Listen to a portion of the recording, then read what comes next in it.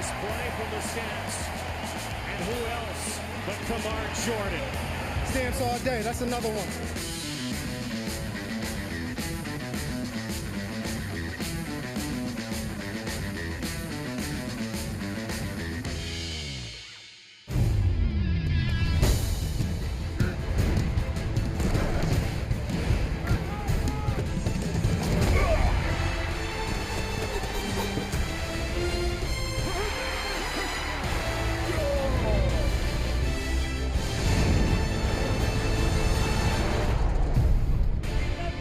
There's a long tradition on Labor Day Monday in Calgary. The Stampeders and the Eskimos, and the recent tradition has been a Stampeders victory. Kamar Jordan would like to help them continue that, coming off a career game last week when he had 249 yards receiving. But his counterpart, Duke Williams, is 52 yards ahead for the CFL lead in receiving yards, including a 95-yard touchdown pass from Mike Riley 10 days ago. Here in Hamilton, yes, that game is in Calgary, but coming up, part two of the doubleheader here in Hamilton between the Ticats and the Toronto Argonauts. Welcome to our doubleheader coverage. Rod Smith, Henry Burris, Matt Dunnigan, and Milt Stegall. So let's start with that first game, Battle of Alberta. Key matchups in this one. Mike Riley versus himself. Mike Riley has never won a Labor Day Classic. He hadn't had much success against these Calgary Stampeders. So if and when he faces some adversity, is he going to start thinking like, here we go again? Or is he going to say, I'm Mike Riley and I can dig my team out of this hole? Yeah, balance is going to be critical for Mike Riley and that offense, the Edmonton Eskimos, to have success.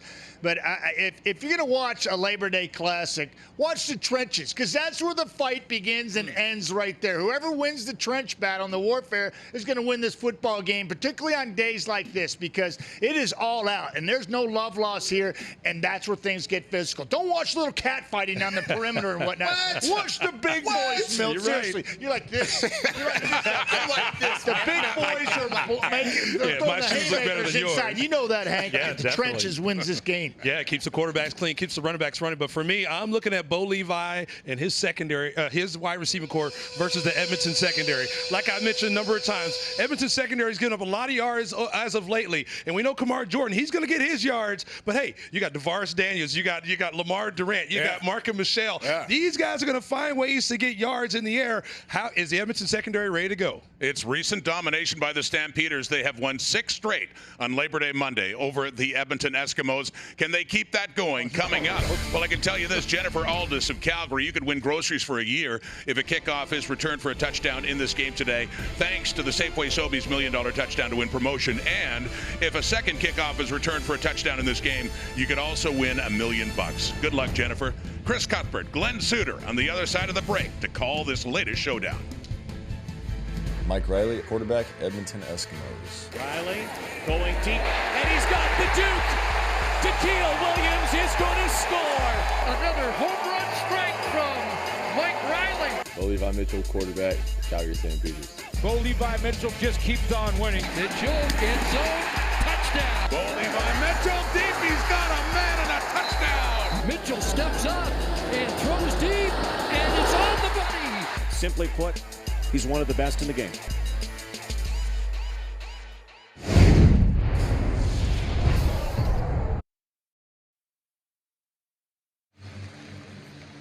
It's been a showcase for the CFL's elite. Campbell and Buono, Moon and Flutie, Kelly and Pitts, Kepley and Harris. And today, another chapter in the rich history of the Labor Day Classic as the Alberta rivals clash again at McMahon Stadium. Last year's MOP, Mike Riley's having another outstanding season. He's thrown for over 400 yards in 3 games this year, but despite the great numbers, he's still looking for his first win. On Labor Day, he is 0-3. Winning is something that Bo Levi Mitchell knows all about. He has the best winning percentage in CFL history and is 4-0 as a starter in the Labor Day Classic.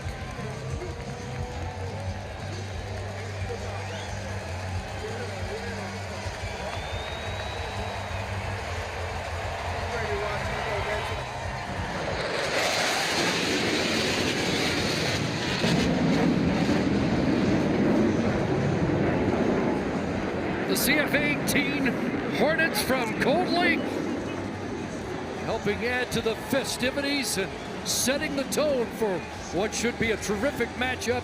8-1 Stampeders, 6-4 Eskimos. Not a perfect Labor Day. We've been spoiled over the years.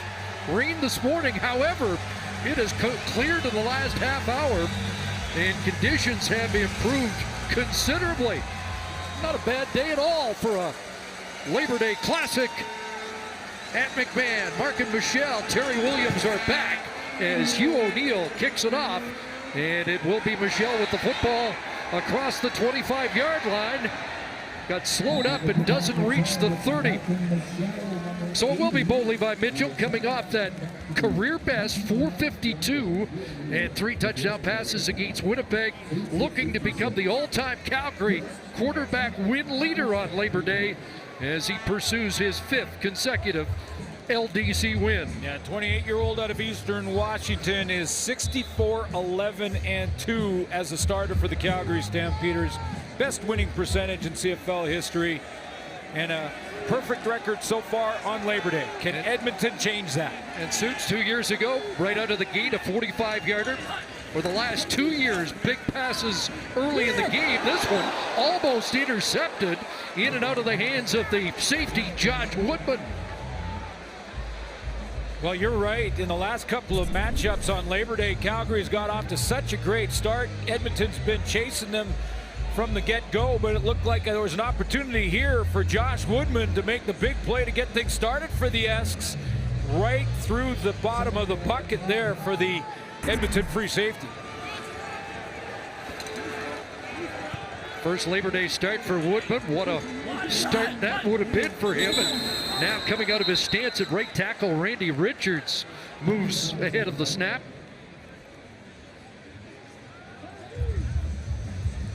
Procedure, Calgary, number 59. 5-yard penalty, remains second down. So a bit of a sputtering start for Calgary, a team that has been out of the gate in recent years. And in fact, Edmonton has not led in the Labor Day Classic since 2013. Dave Dickinson, 36-7-2. As the head coach of the Calgary Stampeders. No, 2nd and 15. Mitchell looking downfield, pressure's on, and they've got him. He is dropped. Alex Bazzi with the sack, his 3rd of the year, and the 35th of his career. You heard Matt Dunnigan on the panel talk about how important it is for the Edmonton Eskimos to get a good start. Well, in this very first series, they get that start. Almost an interception. Bazzi's the guy who's going to end up getting there. Coverage good behind that front 4 for the Edmonton Eskimos because Bo Levi Mitchell just can't find his target. Well, this is the exact start the Edmonton Eskimos were looking for. So Jordan Robinson is back. Rob Maver, the punter. Line drive boot. And Robinson fields it at the Eskimo 40-yard line. He'll cut back across the 50, a 48-yard punt. And the return brought back to the 52-yard line. Mike Riley, 0-3 on Labor Day, 3-9 as a starting quarterback against Calgary. And this whole Eskimo offense trying to bounce back after a tough outing in their last game in Hamilton. Mike Riley's been playing catch-up in the last couple of Labor Days, and one of the reasons that he hasn't found that first win, but has great field position on drive number 1 right here. 250 yards, 3 touchdown passes against the Ticats. This is a well-rested group. Last played 11 days ago. C.J. Gable on the ground, and a good carry down to the Calgary 51-yard line. Brandon Smith makes the tackle. Edmonton Eskimos have 1-3 in the receiving corps. Duke Williams leads the league in receiving yards. Darrell Walker in receiving touchdowns. He's number 3 ranked receiver in the CFL. Left tackle Matt O'Donnell at 6'11" will have his hands full this afternoon if he plays against Jagarrett Davis. Been on a roll on that D-line. Number 2 offense in yards. Number 1 in passing. Gable on 2nd and short. And a nice sidestep there inside the 40-yard line. Eskimos are in business after that 13-yard carry. Good push up front. Justin Sorensen getting a nice block for C.J. Gable. that center after giving the football in the shotgun to Mike Riley. Little zone read play, and the give to Gable in the middle produces a first down.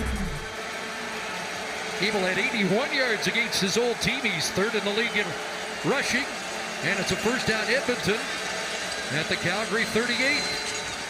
This time play action, and they'll swing it to the near side. Natea J is cut down around the 30-yard line. Tackle on the play made by Trey Roberson. I think Jagarrett Davis has a couple of DBs in the league upset. Defensive lineman gets a couple of interceptions. And a pick six. And a pick six against the Winnipeg Blue Bombers. You're going, hey, what's up? He's an interception out of the league lead. Alex Singleton leads in defensive plays for this Calgary defense. Adeleke back at free safety a couple weeks in a row now. Second down and short, and a plunge for a first down by the Eskimo quarterback, 11th in the league in rushing. And he has 8 touchdowns on the ground. Look at Jason Moss, who all week's been stressing that they have to be good in all 3 phases. Every team does if you're going to try and beat the Calgary Stampeders. Well, that elusive lead against Calgary may be in their grasp here. A handoff inside again to Gable as the Eskimos went 2 back there with Jordan Robinson also in the backfield. C.J. Gable missed a game where the Eskimos rushed for over 100 yards, returned last week, had 81 on 8 carries. Nice average there. And clearly part of the game plan for Jason Moss and Mike Riley in this one is to establish that run. Taking a page out of the Saskatchewan book, as Milt Stiegel mentioned in the pregame show, when Saskatchewan beat Calgary, the only team to do that this year. Gable already with over 20 yards in the game. He's hit 1,000 as a rusher for the Edmonton Eskimos. An injured Calgary Stampeder getting attention. It's James Fodders, the defensive end, and while he is attended to, will step aside. Looking for something for the CFL on TSN is brought to you by the Nissan Titan, official vehicle of the Canadian Football League. And James Fodders under his own power to the sidelines. Falarin Orimolade comes in place of him. Second down, 5 yards to go at the Calgary 22-yard line. Riley going to go to the air. Anybody open? He does find an open target. And Duke Williams has the catch and a first down inside the Stampeder 10. Lots of time for Mike Riley here because he's just going to get 3-man pressure up front. And when he knows that there's just 3 against 5, he could take his time. C.J. Gable on his route draws Alex Singleton out of the middle. That opens up Duke Williams in behind him. 15 for the league leader in receiving yards. Just 1 catch for 7 last year, Labor Day. First and goal, it's Gable. And he'll plow down to about the 4-yard line. Alex Singleton, the leading tackler for the Stampeders, on the scene.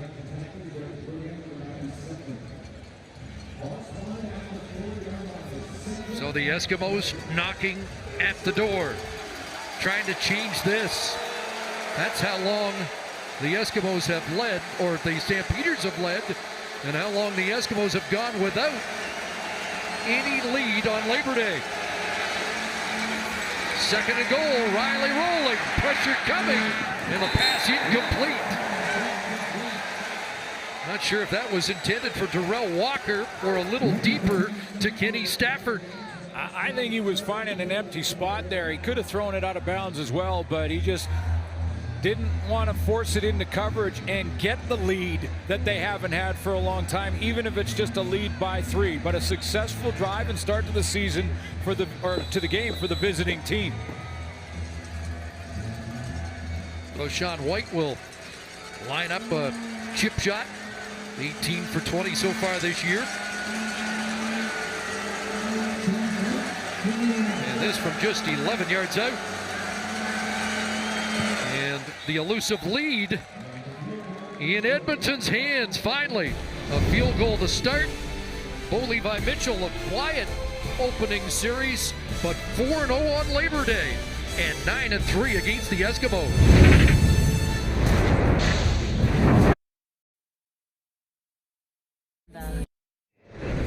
Special coin toss on a special day.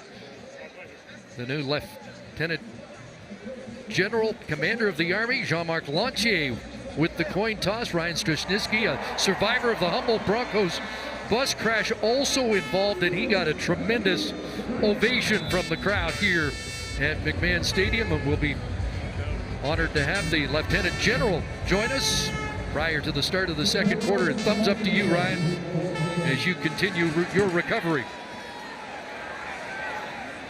On the kickoff, it's mishandled there by Terry Williams, but he survives it.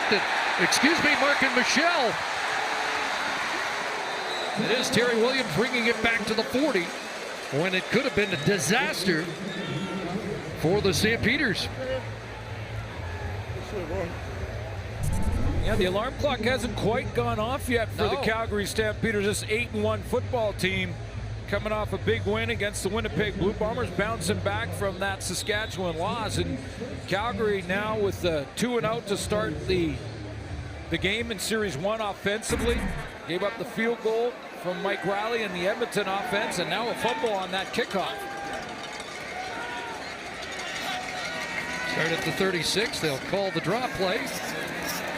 And it's Don Jackson, and he runs hard and gets up and bumps into Mercy Mast in the corner. Kamar Jordan ranks second in the CFL, coming off a Calgary record. Over 200 yards receiving against Winnipeg. Up front, it's Shane Bergman anchoring that offensive line, and he will have his hands full with Elmondo Sewell, the last Edmonton Eskimo to sack Bo Levi Mitchell, and that was a long time ago. 2nd and 5. And that quick hitter is caught. Breskinson has it. And out of near midfield, it's a Calgary first down.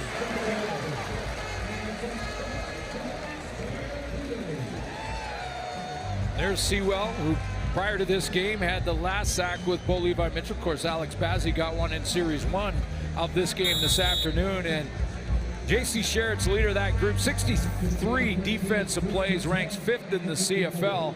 Aaron Grimes, their #1 man-to-man cover man at halfback. Probably matched up against Kamar Jordan this afternoon. We'll watch.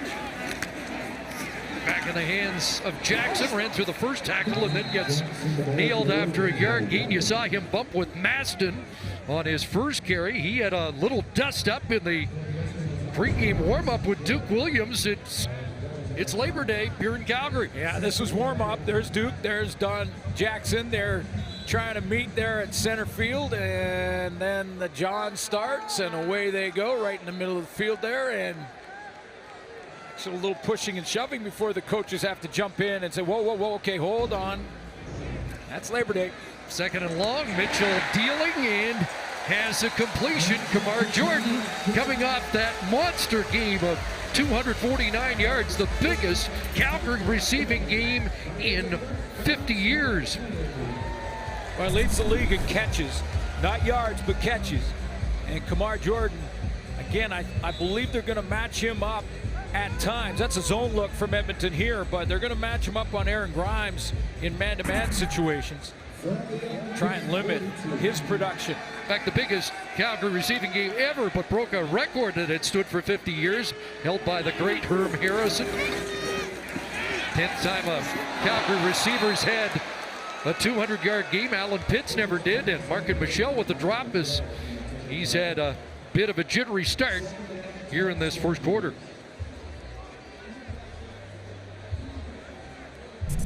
Calgary very catchable out of the backfield, and so we've seen a drop, a fumble, a sack allowed. Stuff we're not used to seeing again with this Calgary Stampeder football team. And an Eskimo lead. So a different script to start here in this Labor Day, but here's a stretch pass just out of the reach of DeVaris Daniels, incomplete. And the offense stalls. Rene Paredes will come on to attempt a game-tying field goal. Long of 52 on the season, so this is going to test that. It's right around there, right about the 50. Puts the tee right on the 50. He has hit his only attempt from 50 so far this season. 6 for 7 beyond the 40. Often hard to tell the wind here at McMahon. The flag seemed to swirl a bit. Might be at his back. From 50 out to tie it, and Rene Paredes is money.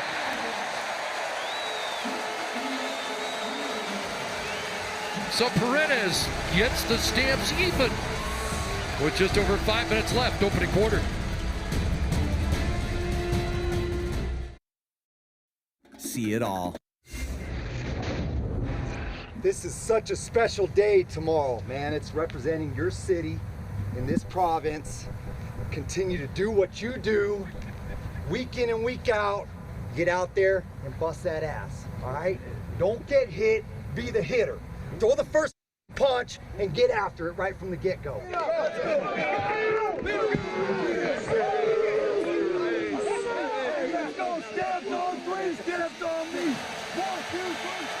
And Jeff Garcia being saluted here, a standing ovation at McMahon. They just ran some highlights for one of the all-time greats. Mike Riley in trouble, and he is dropped. Junior Turner gets his first sack of 2018.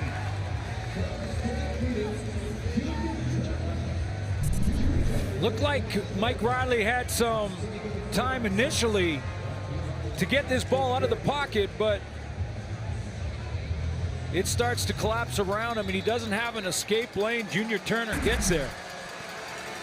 Well, Jeff Garcia got his first playing time here in Calgary on Labor Day. 5 touchdown passes. I remember that game. One of the legendary Labor Day performances. Here's Riley on 2nd and long. Anybody open? He's going to have to take off with it. And he's going to take a hit. Nearly lost the football on the firing line there. And Singleton exchange pleasantries after it's over. Yeah, you don't see that very often on Labor Day, but these are two guys with great mutual respect. I mean, Mike Riley respects the play and the way Alex Singleton approaches the game. The same can be said with Singleton and the respect for Riley. But we'll see some physicality here this afternoon. You can bet on it. Hugh O'Neill to punt. Terry Williams back. Stampeders have had a punt return touchdown in each of the last couple of Labor Days. A bobble there by Williams. It's been a adventure on each of the kick returns for Calgary. There's Jeff Garcia, 4-time winner of this game, and he'll be interviewed by Jermaine Franklin when we return. King. Well, it's a performance that reached legendary status. 1995, Garcia with the start in place of Doug Flutie, 546 yards, 6 touchdowns, and a 51-26 victory. You heard from Garcia trying to stoke the fire earlier today. He is standing by with Jermaine. Thanks, CC. Can't help but ask Jeff about that game, your Labor Day debut. What was that like for you, and what was your mindset going into it? Well, brought back some great memories with those highlights, but coming into this first game for me at home in front of this hometown crowd, and just such a great opportunity. Unfortunately for Doug getting the injury, but really meaning an opportunity for me to get on the field and prove what I can do. And what an introduction to these fans. The Labor Day Classic, such a great game. It's great to be back. My first Labor Day Classic back since I left Calgary. So to be here, to witness this, to be a part of it, it's a great thing. 2 questions in one. Can you talk a little bit about the meaning of the Labor Day Classic between these 2 rivals, as well as your opportunity to relay that to the team yesterday coming into this game? Obviously, the cities and the teams have been so strong over so many years. I mean, it's always such a great game because of the province, the provincial rivalry, but also because of the standings within the division. These teams are always competing to be on top. And so this marks the start of the second half of the season. What's done in the first half is over. The second half is where it really truly begins. And to start off with the Labor Day Classic with the home and away series, it's huge. And for me to be able to talk to the team about that yesterday and just bring some excitement and emotion and just all that just is brought into this game on this day, it was awesome. Appreciate your time, Jeff. Welcome back. Thank you. Appreciate it. I think he wants to get back in there. Put me in, coach. I was going to say, better not be an extra pair of shoulder pads down there. He might just put them on. Great player, great ambassador for this league. Here's Mitchell throwing a strike. That's complete to Kamar Jordan into Eskimo territory at the 50. And Bo Levi Mitchell has worked a little under Jeff Garcia at his quarterbacking camp. Now take a look at Garcia's numbers over his career as a Calgary Stampeder. 42-19, over 16,000 times, over 300 yards passing, including that game, over 500 on Labor Day. And you think of the progression here in Calgary. Doug Flutie, the magician, to Jeff Garcia, who was the gunslinging cowboy, and then after that came Dave Dickinson, the surgeon. I mean, the quarterbacks that have played for this franchise, amazing. And Smiling Hank. No question. And the guy we're watching here this afternoon with the best winning percentage in CFL history. So, I mean, just the talent at the quarterback spot for this team is one of the reasons they're on top year after year. So into the final minute of this opening quarter, a 7-yard run by Terry Williams. And the Stamps back in scoring position here. Looking at 2nd and 3. Williams stays in the backfield. Short drop over the middle pass. Is it caught? That's a terrific catch by Kamar Jordan, who somehow took it off the turf. Well, you know when a receiver's in that zone, because his catch radius grows, whether it's up over his head or down low on the shoe tops. You get it anywhere into his area, and he's going to find a way to make it happen. That's a 20-yarder for Kamar Jordan, and that's going to count. The snap, hand off to Don Jackson. And we have time for one more play in the quarter.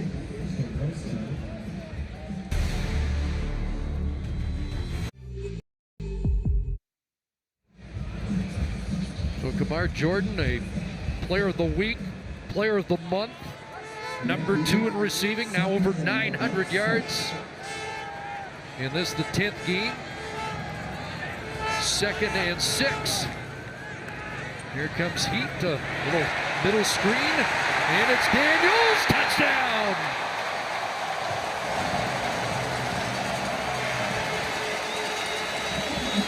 The man who's caught the most touchdown passes from Bo Levi Mitchell has another, and Calgary has the lead. That competition within a team, when one receiver has the big game, then the next one wants to get in there and join the party. And this is Tavares Daniels doing just that. Nice yards after the catch production from number 89. 4th touchdown in the last 3 games for the Notre Dame product. And Calgary will have the first quarter lead. 7 plays, 77 yards on the drive. Convert from Paredes is good. And Calgary is up by 7. Good first quarter in the Labor Day Classic. The showdown between Bo Levi Mitchell and Mike Riley. Eskimos strike first. Paredes tied it. Daniels gives Calgary the lead after 1.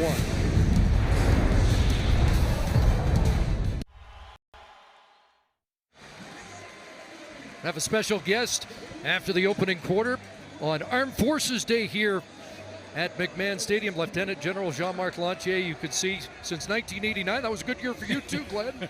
6 international deployments, 4 major international decorations, and the commander of the Canadian Army as of the July 16th.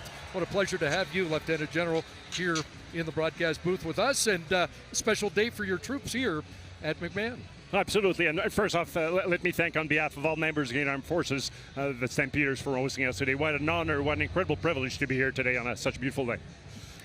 I wanted to touch on just the comparisons between the game. I mean, there's obviously what you guys do is real life stuff, but often athleticism and athletics is compared to what you do. Absolutely. So team sports and in general, but football especially, you know, it's about teamwork. It's about really a strategy.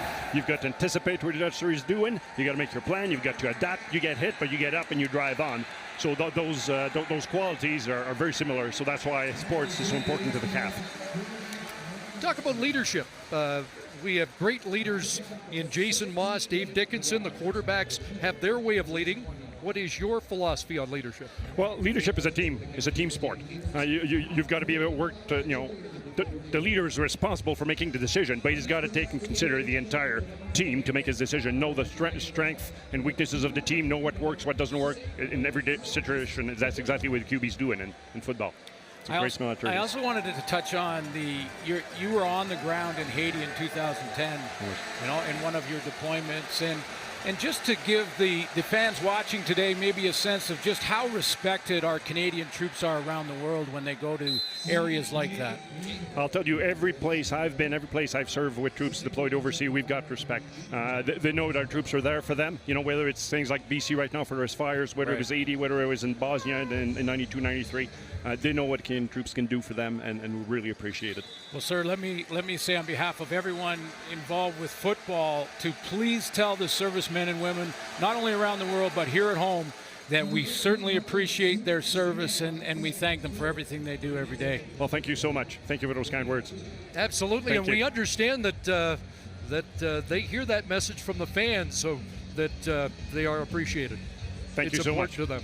Thank you so much. Really appreciate it. General Jean-Marc Lantier and many from across Western Canada in the Canadian Armed Forces enjoying the day. Our pleasure, sir. Thank you.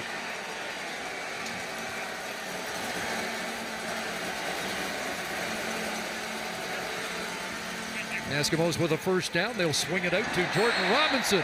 Unable to make the play. We should mention that the Lieutenant General, a fan of the Montreal Alouettes. Absolutely. We're on a 2-game win streak.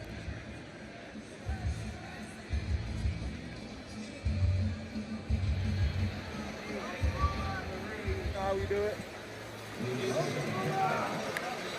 So an incompletion, 2nd and 10.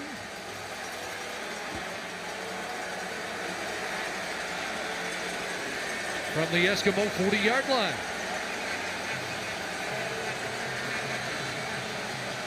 Five receivers out. Gable releases. Riley gets the ball in the hands of Darrell Walker and separated Trey Roberson. That hurt him. Unleashed a vicious hit, and Walker separated from the football and slow to get up. Hopefully it's the wind, just the wind knocked out of Darrell Walker, because he looked like he just bent right in half on that hit. So Walker getting attention. Throw to the sideline here, and Roberson just right in the midsection in that rib hip area.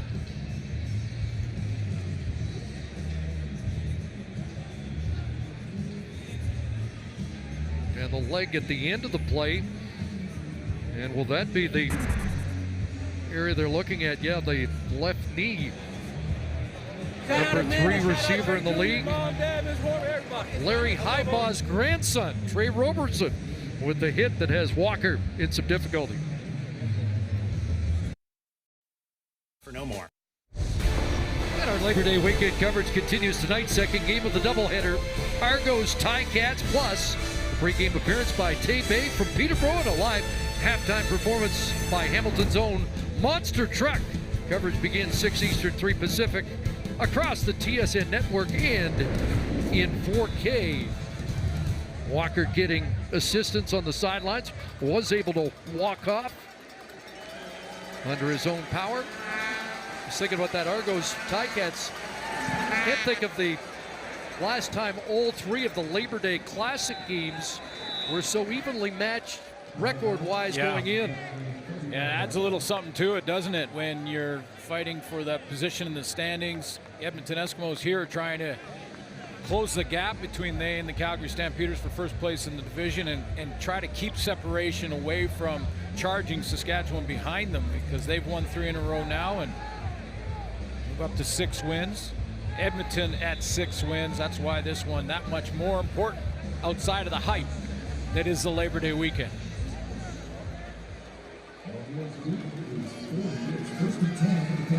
Calgary starts at their own 32.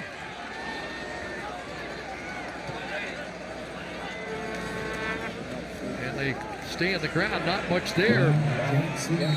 Chris Edwards had moved up from his strong side linebacker spot. Delmondo Sewell in the middle. Let's take a look at that Kamar Jordan performance from a week ago against the Winnipeg Blue Bombers. A Calgary Stampeder record 249 yards, targeted 10 times and made 10 catches. Kamar Jordan, number 88, is having a tremendous comeback season from a low point in his career in the Grey Cup last year to the leading Calgary Stampeder receiver in a big game last week. Last 3 games, 20 catches, 500 yards in the last 3. Nice strike thrown there. And the touchdown man, Tavares Daniels, has another catch. Lots of weapons in this Calgary lineup, even without Eric Rogers. That was a flick of the wrist there, and it's going to be from depth, and this is where the waggle comes in. If you're watching down south, this is Tavares Daniels using the waggle. You can run towards the line of scrimmage in the Canadian Football League before the snap of the ball. Nice 15-yard reception, but I love the throw, too. Flick of the wrist from Bo Levi Mitchell. Get it out there. First down up at the 48. Little toss to the left side, and Jackson upended. Ball pop came loose. That's the newcomer, Nick Usher, with the football. No whistle, and Usher caught from behind. Hauled down by Brescison. Let's see if this stands. Looks like Edwards knocked it out. Chris Edwards makes the play. This is a newcomer in the lineup. Nick Usher picking it up. We'll see. They're going to review all turnovers, so we'll take a look, make sure it was a fumble. But the play's made by Chris Edwards, who makes the hit right there. And as the ball come out before Don Jackson hits the ground. Because if that forearm hits the ground first, he's down by contact. If it's out before the forearm hits, then it's a fumble and a return. Saw a fumble of the game yesterday where the ball was out just before the hand touchdown. Is it a similar situation here? Very. Again, the command center reviews all, and the difference the last few years in this game has been Edmonton turnovers. Is this a takeaway? A play by Chris Edwards to beat the block of Williams, pulling from that center spot. Cut down Don Jackson. Oh, we got confirmation from the command center that that was a fumble. It is Eskimo football. And after the return by Usher, who became a rusher, and takes it down to the 10, first down for the green and gold.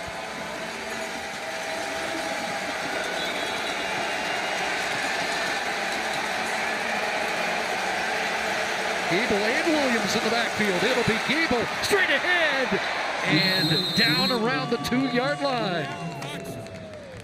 Boy, Duke Williams gets a nice block coming down from that receiver spot outside. He's going to waggle down here, and when he gets here, he's going to make a kick-out block for C.J. Gable. They go with a stacked line to the right side, so Gable has his choice. He finds a little cutback lane here.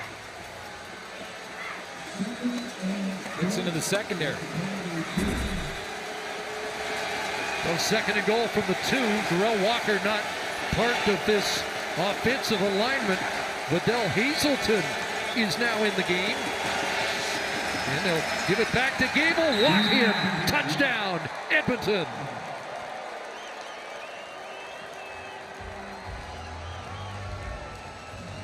Panel discussed it in the pregame that C.J. Gable is going to be the key for Edmonton to keep pace here. Choose up time of possession, positive yards, high percentage plays, and to pound it in after the sudden change in the turnover. Very important for the Eskimos on the road in this game. Another key block from the leading receiver in the CFL, Duke Williams, involved on both of those running plays as Gable with 10 yards on 2 carries and a run for the touchdown. Shot White, convert good. Game is tied, just over 5 minutes into this second quarter. Third rushing touchdown of the season for C.J. Gable.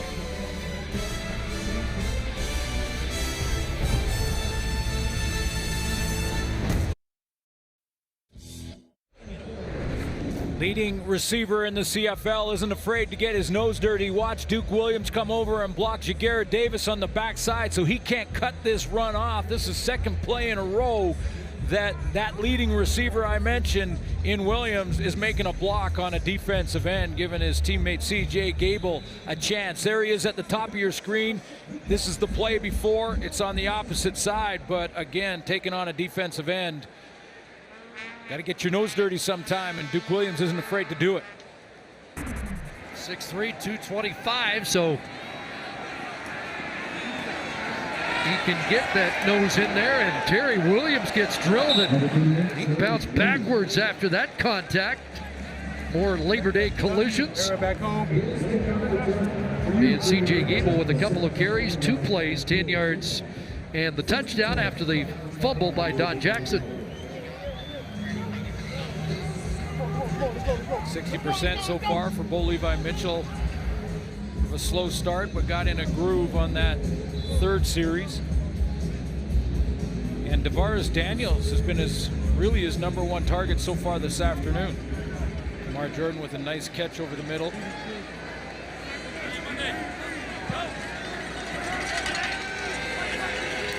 Snap start around their 25. They put it back in the hands of Jackson off the right side. He's got about 3. Former Green Bay Packer who missed some time after a terrific start to the season. Out of the gate, he was on pace after 4 games to rush for over 1,700 yards, but then missed 3 in a row back against the Blue Bombers last week. Guy who runs angry. Just looks like he's running wild, running angry. He's in control. He's got great vision, acceleration at the hold, but runs violently. Snaps have been good on second down conversions so far, 6 for 8. And Mitchell throws another strike, another conversion, and another big play for DeVaris Daniels. So he's the favorite target with the hot hand so far.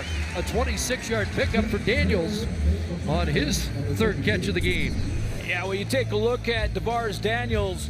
He's in that number 2 spot to the short side of the field. Right now, the Edmonton Eskimos look like they're playing some sort of zone looks over on that side where the halfback in Aaron Grimes is dropping deep in the deep outside third. There's a natural bubble there for the short side slot back and Daniels to get open.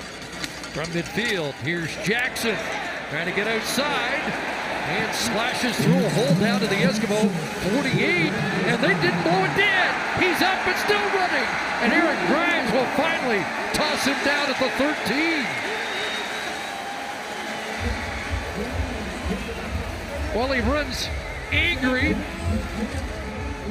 and he didn't want to get stopped. Let's find out how he was able to extend this play. Yeah, he keeps on running. Woodman had his arms wrapped around him, but he lands on him, or does he touch the ground there? If he touches the ground there, he's down by contact on his backside. Take a look here again, or is he completely on Woodman? I'm not sure. He didn't touch the turf there. 44-yard gain. No challenge. Big play after the fumble on the last series into the end zone. Incomplete. Catchable football for Daniels. Nearly had his 2nd major of the game. Yeah, they're working that short side slot back position. You know, every game is a different journey. Every game has a different game plan depending on your opponent and how they play you defensively. Right now, Edmonton is dropping Adam Konar, that weak side linebacker, out into that area and asking Aaron Grimes to play deep. So Mike Benavides, the defensive coordinator, is going with that. And that means DeVaris Daniels becomes the #1 target in the short side of the field. Rookie of the year in 2016. Should have had that. Does he get another chance? He'll swing it to Jackson. Now he drops it, and that ball's been slippery in the hands of Calgary Stampeders so far this first half, and that is uncharacteristic for a team that rarely beats itself. Well, the perfect call and execution from a point of Dave Dickinson's call, Bo Levi Mitchell's execution, and then Don Jackson obviously just drops it, but he had that short side of Edmonton's defense dropped way out of there and had about 10 yards in front of him to run. That's a score if he catches the ball. So maybe 2 touchdowns dropped away there by the Stampeders. Paredes to salvage 3 from 19 yards out. And Calgary is back on top, 13-10, midway through the second quarter of the 2018 Labor Day Classic. Wide fit shoes. What a matchup. The last 2 most outstanding players in the league. Arguably the top 2 quarterbacks in the league. And Jermaine Franklin asked both of them who they thought the top quarterback was. Jermaine? Well, CC, not surprisingly, Mike Riley did not take the bait when I asked him who his #1 quarterback was. Instead, he said he didn't see that comparison that way. What he did see was 2 great quarterbacks within great systems. And he went on to tell me that if they were to switch teams and he were to play for the Stamps and Mitchell were to play for the Eskimos, they simply would not be as good simply because of the situations they are in right now. Bo Levi Mitchell, on the other hand, he was very diplomatic as well, but he did say, after saying he has much respect for Riley, he does love beating him. That sounds like, yeah, the spirit of the day. And you know they're going to be respectful of each other. And it's interesting, though, I'm going to respectfully disagree that if they swap teams, they wouldn't be as good. Yeah. Both these guys would adapt to the different systems, and they'd be just fine. I will say Mike Riley wants to be better than he has been so far in the year in this first half. Well, you know, when you're running the ball as much as they are in this first half to C.J. Gable, that takes away from your passing opportunities, your attempts, for sure. Best passing team in the league, but Calgary leading in just about every defensive category. Tough code to crack. Big to Gable, the hitch to Stafford, gets a block, and gets out to the 40-yard line. That's a first down. Working against the defense, and the mastermind, Devon Claybrooks. Great to see the big guy back on the sidelines after a stint in hospital. Yeah, a couple games missed from the sideline as he went through some tests and was rushed to hospital, some diabetes tests going on, and it looks like he is recovered and back, and that's great to see. Great to see Devon Claybrooks and the best coordinators in the game back on the sideline here in Calgary.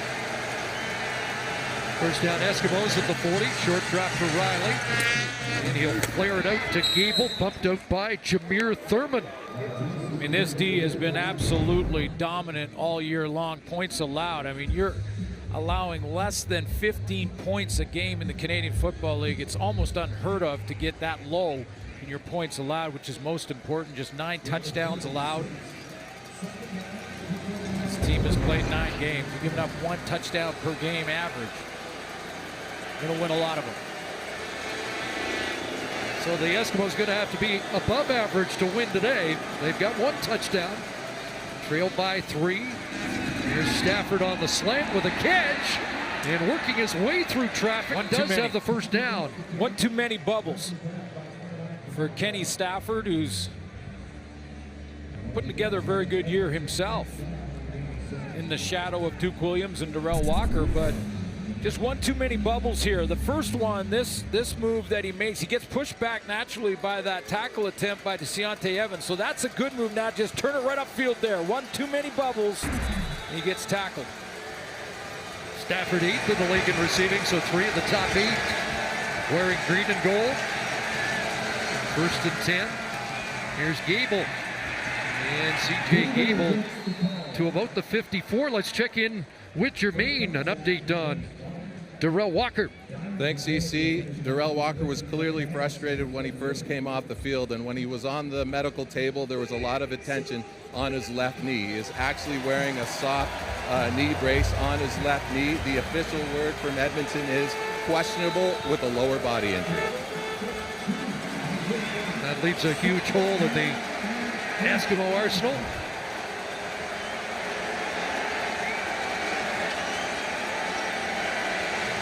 Second and 8. Pocket collapsing. And that pass, is that caught? It is. That's a terrific catch. Short yardage, just a couple to the Calgary 54-yard line. And the punt team will have to come on. James Fodders applying the pressure on Mike Riley. Just in front of Alex Singleton here is Micah Johnson. He's being double teamed so far this afternoon on pretty much every single snap. They're trying to contain him. That should open one-on-ones on the outside for Jagarrett Davis. And the rest of the defensive ends in the rotation for Calgary. We'll keep an eye on that double team on Johnson. Hugh O'Neill sails it inside the 10, and that one skips out inside the 5. Let's see, they're going to mark it at the 2. So Hugh O'Neill nails it into the corner the 6th time he's hit it inside the 10 this season.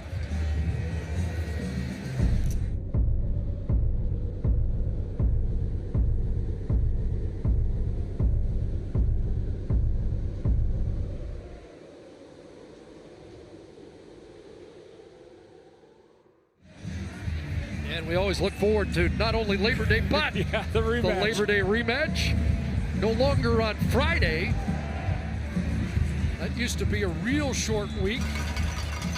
Well, there have been some great games in that rematch too, just going back in history, and some down to the wire final drive wins for both these teams. Long field starts at the 2 and a handoff to Jackson inside, and Don Jackson has 3 to 4, brought down by Adam Konar. Back in at the weak side linebacker spot, and Kamar Jordan now down. So we talked in our pregame show about the 3 top receivers in the league. Already down is Darrell Walker, and now Kamar Jordan has been grounded.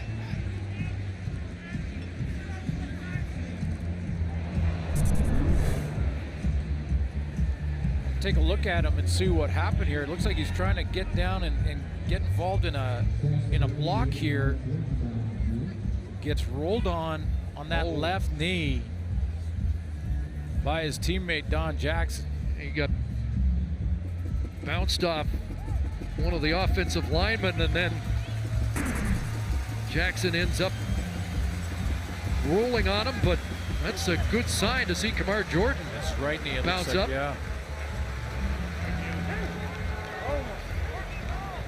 Good to see both these receivers, Darrell Walker, but you can tell he's going through some pain. We'll await further medical updates from 2-star receivers sidelined this afternoon. Didn't play in the game last year. Darrell Walker had just rejoined the Eskimos, didn't play. Duke Williams had 1 catch, 7 yards last year. What a difference this season makes. The 3 prime targets in the Canadian Football League. Second and long, they'll swing it out here, and Prescasson, the big receiver, with a clutch first down as he lowered his shoulder pads and got 9. That's big. That's big. Gives him some room to punt. Worst case scenario for Calgary. 6'3", 222-pound national receiver. This is an important first down for the Stampeders at the 3-minute warning.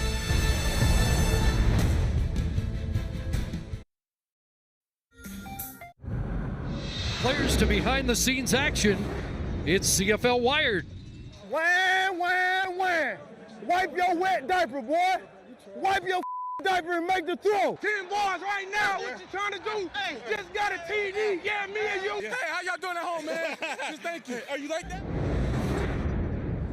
Catch you Wednesday, 7:30 Eastern, 4:30 Pacific on TSN2.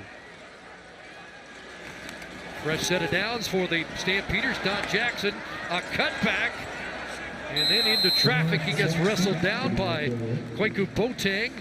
And while that was happening, Kamar Jordan slowly making his way to the Calgary dressing room. Just see the disappointment. I mean, just on such a roll coming off that huge game against Winnipeg as we set up to start this one. And just a great bounce back story too. When you think of the fumble back last year in the Grey Cup. Going into clinch.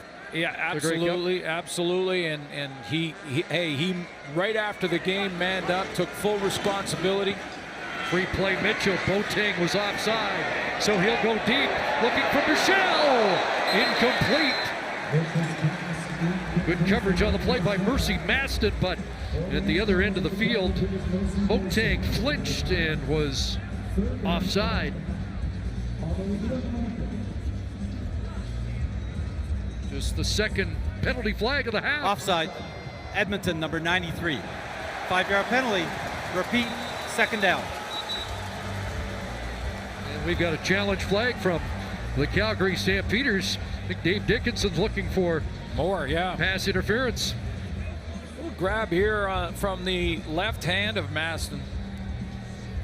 And the question here as to whether or not it's pass interference is, does he turn Markham Michel? Calgary is challenging that there was defensive pass interference on their receiver, number 80.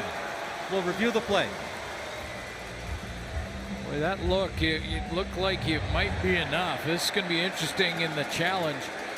When you take a look at those two deep receivers, Bo Levi Mitchell saw the flag for the offside, so he knew he had a freebie. That's why he took a shot. It's the left hand lingering on that left shoulder of Michel that the command center will be looking at. You know, it almost looks like he's grabbing there too. And does he pull the shoulder back? If he pulls it back at all, that's pass interference.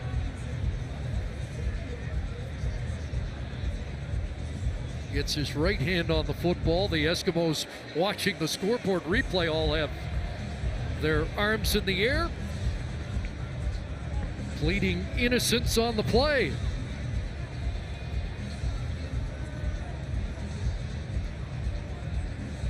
Basically, the officials will allow a defender to ride a receiver with his hand on his back, not pulling him or twisting him, but just riding. After review, we have defensive pass interference, Edmonton, number 29. Ball will be placed at the spot of the foul.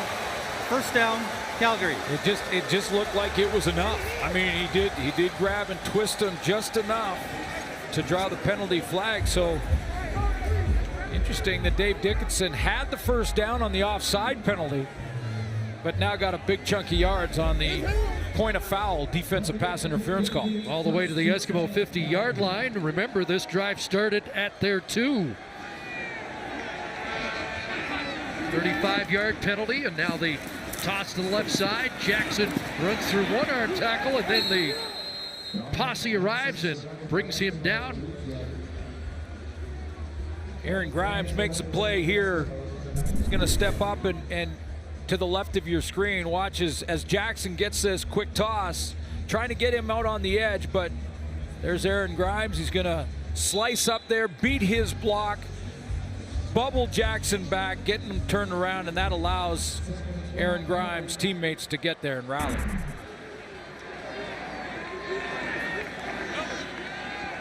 To a loss of 1 second and 11.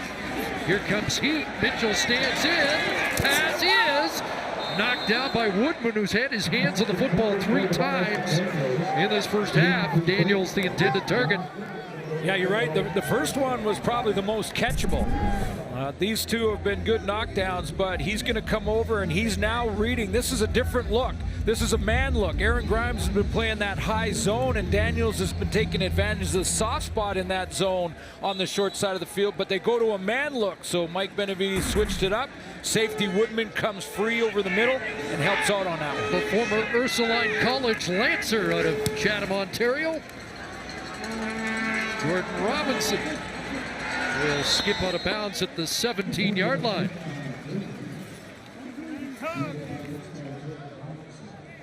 Well, special day for us as we want to salute a veteran of these Labor Day Classics, Dave McCluskey, on camera number 3, his 42nd Labor Day Classic. Dave retiring at the end of the season. He will be missed, and we all benefit from his great focus on the game. Thanks, David. Yeah, absolutely. And hey, this is the time of year when the weather turns and those guys are out there in the elements getting the great shots for you back at home. They go to 42 years. Wow. Here's Riley. Late stages of this opening half. Duke Williams meets up with half of the Calgary defense. Gets 7 yards on the play. Duke Williams a little fired up. We saw him in the warm-up and the little scuffle with Don Jackson, and then a couple of blocks on defensive ends. Let me ask you this, Walker out, how much does that change the attention Duke Williams gets? Yeah, you could if you're Devon Claybrooks now roll coverage to him for sure. 2nd and 3. Riley out of the pocket, and he'll run for the first down up at the 29-yard line. Also means that Mike Riley will lean on Kenny Stafford a little bit more, maybe get some change motion, bring Stafford from that wideout spot inside and work him in tandem with Duke Williams. You just have to continue to adapt and move forward. Funny, last year the Eskimos got beat soundly 39-18. They won the time of possession with 35 minutes. Here today, just 118 yards of offense in the first half, but trailed by only 3. They get a chunk here as Williams comes up with the football against Emmanuel Davis. And he continues to chat with that Calgary bench.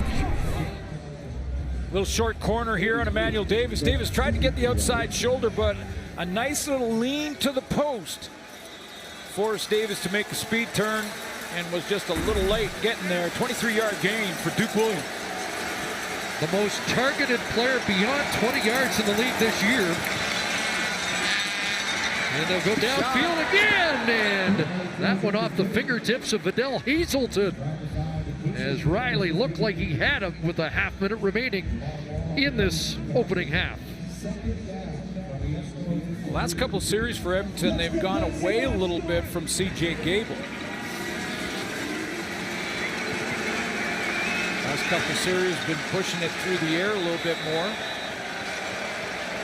Eskimos 70 yards passing, 70 yards rushing in this opening half. And about 20 from 15 to 20 from a field goal attempt here before the half's over.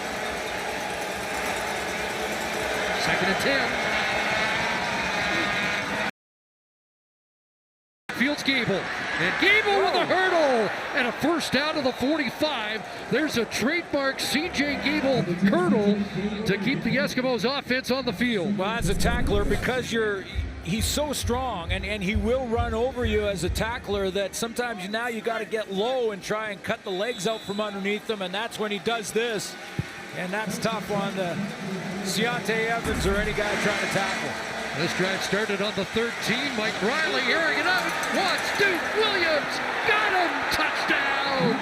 With 8 seconds left in the half. Riley to Williams. It's a 45-yard strike. And nap time. Okay. Mike Riley loves the 50-50 ball to Duke Williams. He'll take it every time. He knows that Duke Williams' superpower is to go up and win these battles, and he does it over and over again. Pretty good coverage. Deontay Evans in the trail, and you got Emmanuel Davis over the top, but 1,000 yards for the season. The league leader hits pay dirt late in this opening half. Fourth lead change of the half. Convert from Sean White is good. And it's 17-13 Eskimos. 8th touchdown catch of the year for number 81. Take a look at the route running ability of Duke Williams. He's got Deontay Evans on the outside shoulder, so Evans wants to try and funnel him into his help, which is Emmanuel Davis, who's over the top. Davis is trying to get there. You're going to see him from the left of your screen show up just a bit too late. How about the timing from Mike Riley to drop it in there in between the two Calgary defenders? And boy, Duke Williams wins more of those battles in the one-on-ones, or in this case, one-on-two, than he loses.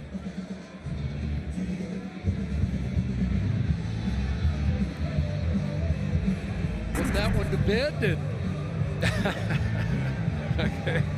But not just a dangerous deep threat, but on the other Eskimo touchdown earlier in the game, as you illustrated, the two key blocks provided on two gable runs for an Eskimo touchdown. So it's been a big 30 minutes for Duke Williams.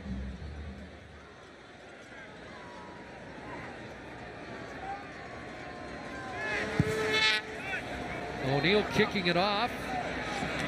Terry Williams, one last Calgary return, and he is hauled down. Good special teams coverage made on the play by Tanner Green.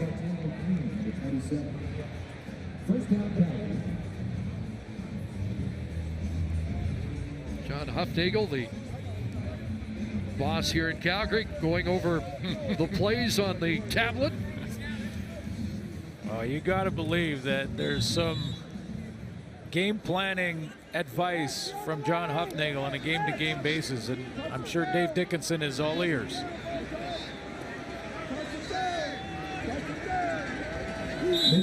One last play, zeros on the clock, and that's going to do it. A terrific opening half. And a last-second big touchdown bomb to Duke Williams. Time to get the impressions of our panel and Rod Smith.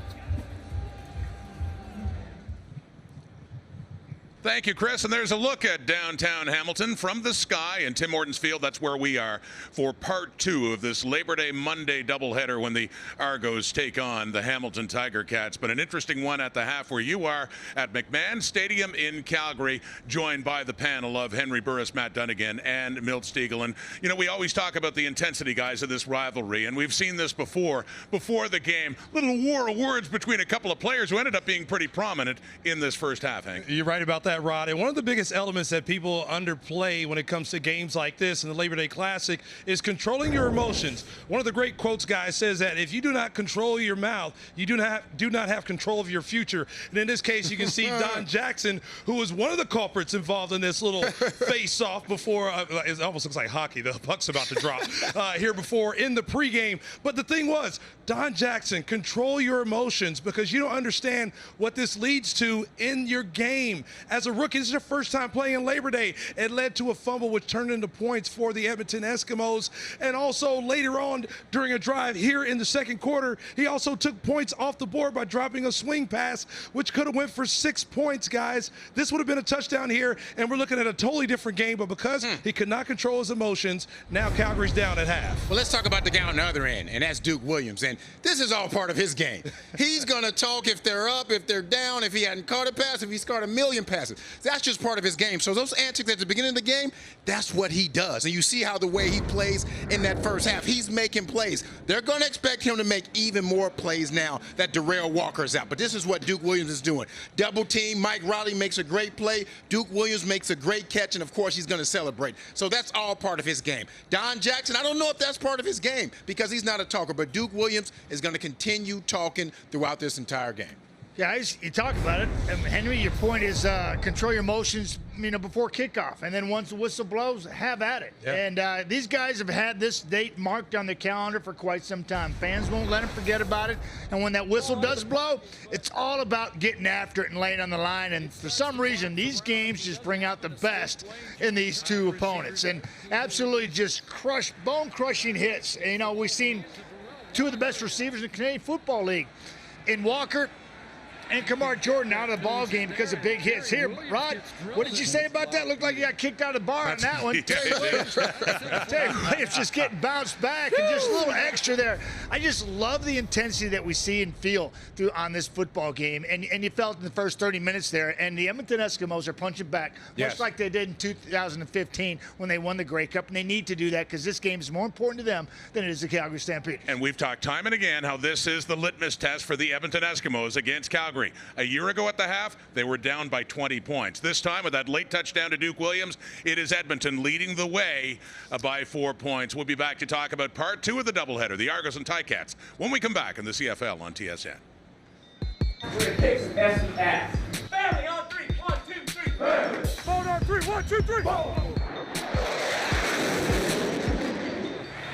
middle screen, and it's Daniels. Touchdown!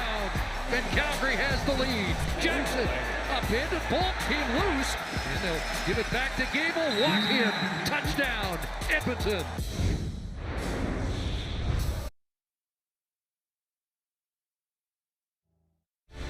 We're at the half in Calgary. Coming up here in Hamilton, part 2 of the doubleheader. There's James Wilder Jr., 4th in rushing in the CFL, getting set for Jeremiah Masoli and the Hamilton Tiger Cats. Masoli, he got his first big start with the Ticats a year ago in this game.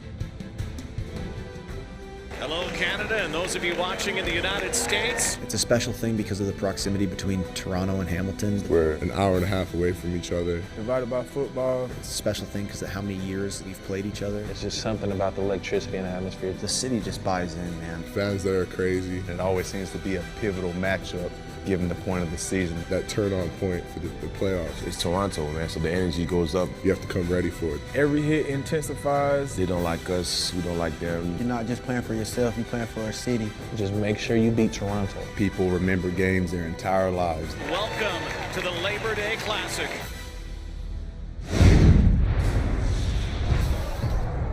So that one's coming up. I said first Masoli start, not his first start with the Ticats, but that was the time, guys, last year in Labor Day when June Jones took over and Masoli became the undisputed #1 quarterback. As for the Argos, Matty, they got Deron Carter. They've signed him, but they've said he won't play for a couple of weeks. They're going to phase him in. How about that Argonaut receiving corps? Well, the two mainstays, they got to step up like they have since McLeod Bethel Thompson has took over at quarterback, and that's Armani Edwards and S.J. Green. They have to get theirs, but it's the other support group around them that are really, I think, going to make a difference in this football game and need to be heard from. That's Rodney Smith, that's Declan Cross, that's Alfred Noel, and these guys need to step up and fill those voids because we know the big two are going to get theirs. Well, there has to be some concern on the defensive side of the ball. They got a couple of injuries, a couple of defensive backs. They're going with a couple of younger guys who are playing on the same side of the ball. You think about Robinson playing in only his 3rd game. He hadn't played much. Dowling, this is his 1st game, and those guys are going to be playing together. So I'm sure Masoli and that offense, they're going to attack those guys. They're going to force them to switch, see if they're playing man zone to see how they can handle the CFL game. Well, seeing guys like Bear Woods and S.J. Green, guys who play with a lot of pride and expect this team to contend once again for a Grey Cup. They're not far behind the Red Blacks. I mean, yes, yeah, they have 3 wins, but they saw Montreal get a big victory. They're tied with Toronto now, guys, so the sense of urgency has went through the roof, and I'm sure Mark Trestman is telling the guys, if we don't get it done, we're going to be in the basement. But, guys, they're the worst team in the league when it comes to turnover differential. -10. They've turned the ball over 10 more times than they've taken it from the opponent. They've got to find a way to do it today. As Hamilton, Jeremiah Masoli, he's thrown a few interceptions, and Toronto needs to feast on that today to get a victory. So the Argos trying to tie Hamilton in the standings. They can with a win. Remember this game a year ago, delayed by a storm? We had a storm here earlier. We had to take even further shelter. So hopefully the weather cooperates for this Labor Day Classic between the Ticats and the Argos. Calgary led most of the way. Edmonton came back. They got a 4-point lead. We'll be back. Nothing. Please. Eskimos lead the Stamps by 4 at the half. Here's Milt with those stats. You're not going to find a more balanced game than this. Even with the two top weapons being out for this team, Kamar Jordan and Darrell Walker, they continue to produce. And what about Duke Williams still getting it done? 4 catches, 90 yards, and he's still talking, Rod. He hadn't stopped talking since he joined the CFL. That's Duke. Late touchdown to put Edmonton in the lead. Here he is now with Jermaine Franklin. Well, it comes as no surprise as this is an intense rivalry. Duke, can you talk about that last play to give your team the lead heading into the half? Man, we here. We here. We here. There's nothing else to be said. I'm leaving all my play on the field. I got to come through for my teams. That's what it's about right now, man. It's a big game for us. We're not worrying about nothing. We ready. We're ready to dominate. They thought it was going to be sweet. It's going to be a fight to the end, and we ain't playing, and I mean that. Offensively, you were able to establish a good ground game. Did you think that opened things up for you in the second quarter where you did your damage? That definitely opened things up because of the simple fact we was on the phone this week with a conference call, and it was like we got a two-headed monster, so they got to chop the head off. Nah, we working. We here. I told them in the interview we hungry, we ready. And this is what it's finna be. We finna gas it up some more in the second half. We ain't done yet. I appreciate this. Hey, boss. You know, I've been telling the guys that. We're here. We're here. We're in Hamilton, and I know the game's in Calgary, but we're waiting for a game later. We'll have the Ticats and the Argos, a performance by Monster Truck, but first, the second half at McMahon. Like that. I love it, too.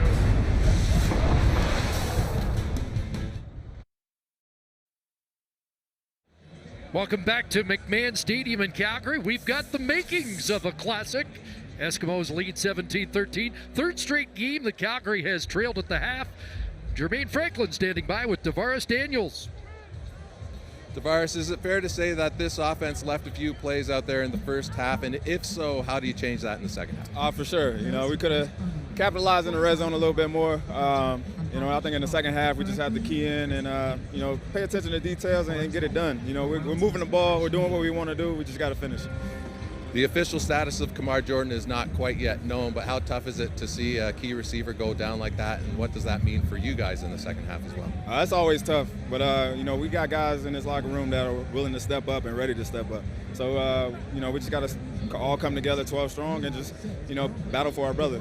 Appreciate this. No problem. Very different sideline interviews there between Duke Williams and Tavares Daniels. With our boss, Jermaine Franklin. Yeah. Well, there were uncharacteristic mistakes. The fumble by Don Jackson. 5 drops for Calgary receivers in the first half. You don't see that often. And Jason Moss's team with a 6-play, 93-yard touchdown drive late in the half. Almost half the yardage for the Eskimos in the opening 30 minutes came on that last-minute drive. And, of course, the big bomb to Duke Williams. Ball bouncing, and Jordan Robinson had trouble finding the handle. And he'll get stacked up around the 25-yard line. Well, he's the leading receiver coming in, and you heard that sideline halftime interview from Duke Williams. A little bit fired up for this Labor Day Classic. It started in warm-up with him and Don Jackson going toe-to-toe. And then a couple of key blocks on runs from C.J. Gable, including this score where he's blocking defensive ends and being physical for a big, tall wide receiver. And then just before the end of the half, he got in behind coverage. Nice touchdown catch for number 81. 6 100-yard games already this season. 4 for 90 in the opening half. Edmonton starts at their 26. Short drop, the slant pattern, and Duke's got another catch as he works against an all CFL corner in Deontay Evans. Quick slant here for Williams. That wide receiver to the wide side of the field.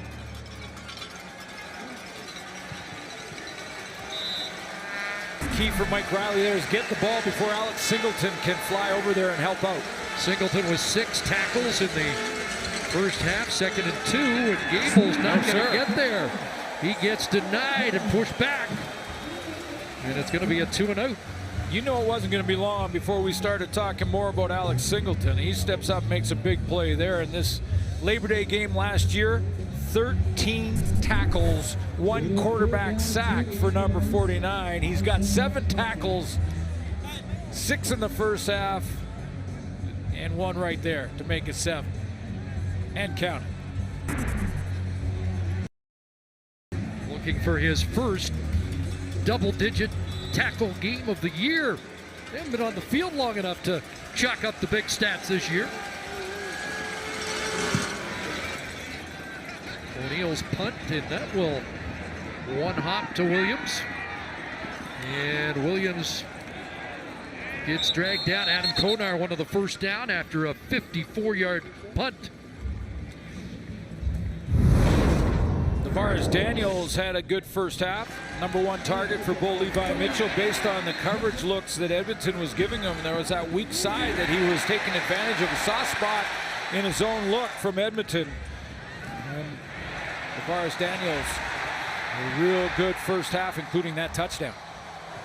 Stampeders with 214 yards in the first half on offense. But without Kamar Jordan to start the second half, the Eskimos without Darrell Walker. Both down in the game. And Mitchell stepped up, and that was pretty, wasn't it? Wow. Right back into the hands of Daniels. It's a quick first down for the Stamps. Just watch Bo Levi Mitchell manage the pocket here, feel the pressure coming and where it's coming from, and step up, buy himself a little time, and as he's moving to his left, sidearm it back into the middle for a 14-yard gain. That's a very dangerous throw, moving to your left, but the confidence of 19 to get it there to Daniels. First down at the 43. And an inside handoff to Jackson. There's G.C. Sherritt. And Boateng, both in that tackle, Chris. And you know, the Calgary Stampeders, when scouting the Edmonton defense, boy, they have a lot of respect for the young Kwaku Boateng and what he's been able to accomplish this year. 5 sacks on the season, but good in the run game too. And the Eskimos this week signing our known Gascon-Nadon to back up in the future. That outstanding national defensive end, Boateng. Here comes he. And they got the screen, and Jackson's got speed. And blocked. Gets outside. And then gets bumped out at the 45-yard line by Nick Taylor.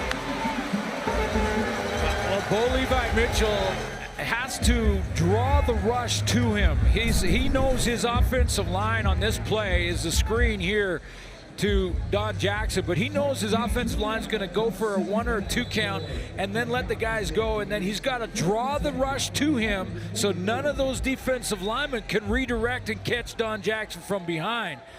It's a 23-yard gain for 25 on a real nice play call by Dave Dickinson. So Jackson over 100 yards from scrimmage in the game with 80 rushing. And here is an open target. It's Richard Sindani, who has the catch down at the 11-yard line. First catch since week 2 for the former Calgary Dino. Quick read, quick decision by Mitchell. Sometimes it's negotiating the pocket, sometimes just a quick decision and release to see the matchup. Lumba in a chase position, I should say, and safety can't get over the top to get to it. So it's first down in the red zone. Mitchell rolling right. He does on, and he'll throw that away because Boateng was in pursuit.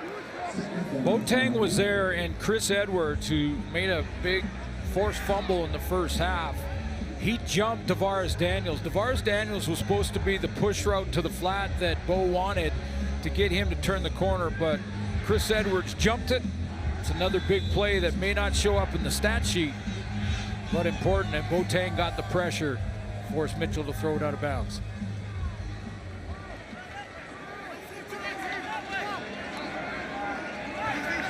Stamps 7th in the red zone this year. They're at 50% coming into Labor Day. And pressure on, and Alex Bazzi has double-dipped his second sack. And again, Edmonton had not had a Labor Day sack in the previous 2 games. Alex Bazzi at the top, Boateng at the bottom, and they meet at the quarterback. two bookends getting it done. Nice inside rip move, just pushing wide. It's almost like Bo Levi Mitchell pushed back about 1.5 yards too far. Two quarterbacks would know better back at the panel, but like they were right at that mesh point where the defensive ends got to. It looks like the two offensive tackles for Calgary weren't aware that Mitchell was going to be that deep. Paredes has missed the field goal from 31 out. A rear miss for Rene Paredes. Came in 19 for 21. And so the sack by Bazzi, a big one, and Calgary comes away with one.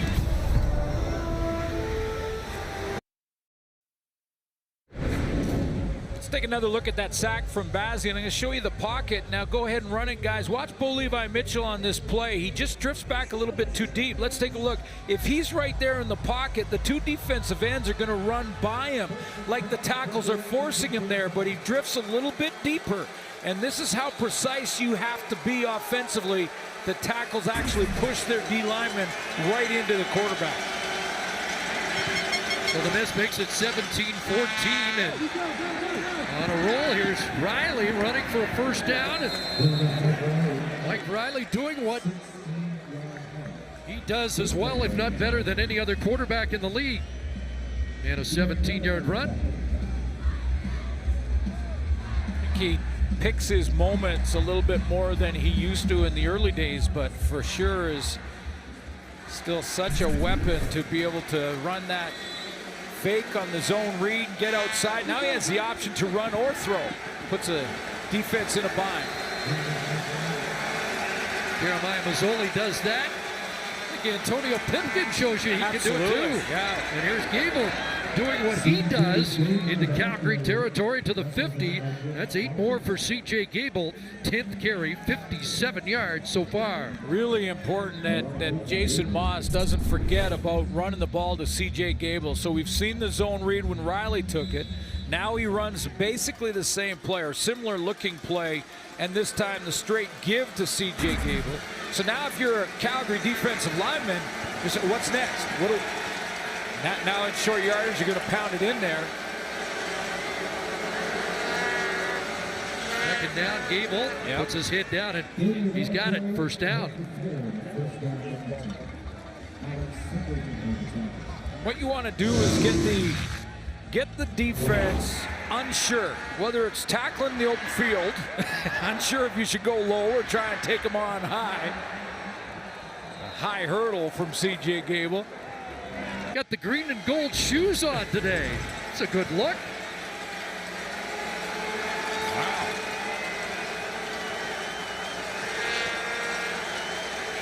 First down, Edmonton in Calgary territory. 6 receivers out. Riley with a quick hitter. And Kenny Stafford holds on. Colin Kelly in to clear the pile, and Stafford gets up with the football. You mentioned Mike Riley's running ability. In this play, there's no backs in the backfield, and most offenses, when there's no backs, you don't have to worry about the run, and defensive linemen can get in a pass rush mode. But when Mike Riley's the quarterback, there still could be a run with no backs in the backfield. It could be the quarterback draw. So you got to play against that run, even if there's no backs. Eskimos shut out in the second half of their last game in Hamilton. Fake to Gable, little inside pass. That was dangerous stuff. Almost picked off by the safety, Tunde Adeleke.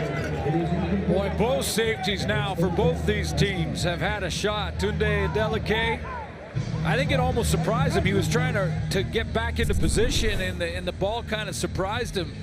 Looked like Riley kind of threw it around the rush here. Throwing it around the defensive lineman, and yeah, Adeleke just a split second too late, or he is gone to the house. So the field goal unit comes on. Sean White from 46 yards out. 11 of 12 from beyond the 40 this year. Puts it up, and he's missed this. And Terry Williams is going to bring it out. Here comes Williams across the 20. across the 30 and dropped around the 40-yard line. So the Eskimos come away empty-handed, and Calgary ends up with decent field position after the miss.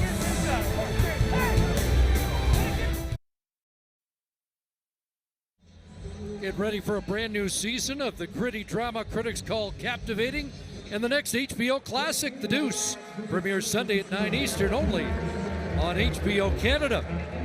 Gritty, captivating, got a classic matchup here, and Micah Johnson called on that return, and it will mark the Stampeders back to their 24-yard line. But just 2 penalties per team so far.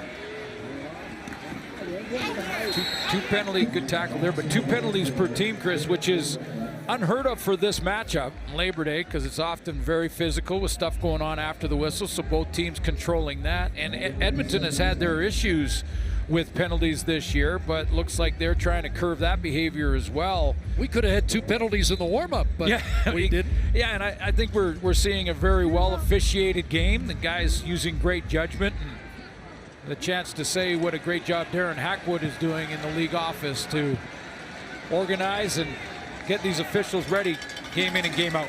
Calgary offside on the play. Mitchell in trouble. He gets dropped. Ball came loose. More flags down. So, and Bo's in some difficulty. And this is a serious cause for concern for the Stampeders. Oh boy. Well, this is the kind of play that can change everything. So again, Calgary was offside. More flags as Mitchell was dropped, and the main concern now is for the health of the Calgary quarterback, Calgary, and Nick 89. Arbuckle. That's declined. Holding Calgary. That penalty's also declined.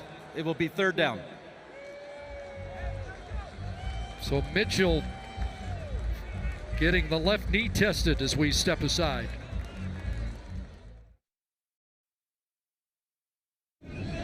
Take a look here at what happened with Bo Levi Mitchell, and it looked like he just stepped up and tried to move, and then the knee locked out on its own. He just,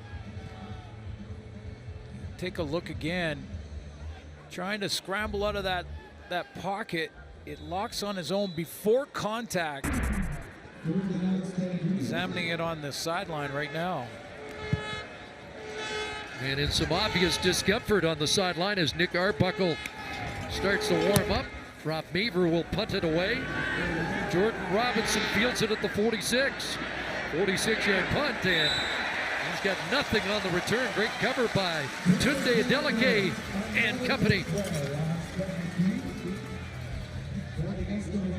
Calgary Stampeder fans obviously very concerned here. I mean, this is the story right now.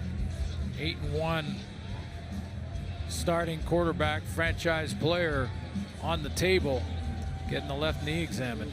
64-11-2. He has been an Ironman. The only games he's missed over the last few years is when they've been home and cooled out late in the season, and he's been rested for the postseason. With the backup behind, Bo Levi Mitchell untested so far. Riley goes to work, and Nate Bahar through his hands and intercepted. And Siante Evans gets it back for the Stampeders.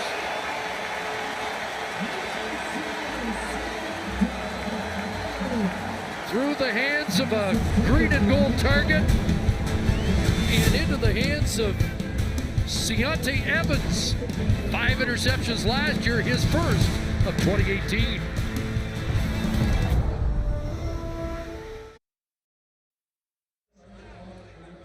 And a military appreciation day here at McMahon Stadium. A salute from us to the men and women who serve us so proudly. The CF-18 Hornets with that fly pass that always sets a tone. From Cold Lake, Alberta, and you know I've got to say hello to the 417 squadron up there. And Lieutenant General Lanche, who was our guest after the first quarter, and it looks like Bo's trying to walk it off. That's a good sign. Yep, but in the meantime, Nick Arbuckle is in the game in his second season out of Georgia State. Most action he's seen this year in one game against Ottawa, 8 for 14, 84 yards and a touchdown. He has 3 touchdowns on the ground as a short yardage specialist, taking over from Andrew Buckley. And a handoff here to Jackson, who tries to kick it outside. Got a block from Buckley. It gets close to a first down at the Edmonton 32-yard line. Boy, Don Jackson is quick. How about the block from Nick Arbuckle there, just to come around the outside, realize that Don Jackson had reversed his field completely, gone back from play side, and gets a piece of Chris Edwards, so he can't make the tackle. Gets 10 and a first down, 90 yards for Jackson on the day. Twice a 100-yard rusher this season in a game.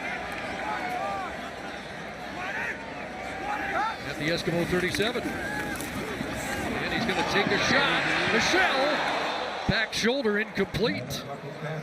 Working against Mercy Maston. Sun Belt Conference record holder. A lot of passing categories for Nick Arbuckle at Georgia State. After a junior college program, transferred over 2 years at Georgia State, put up some big numbers, and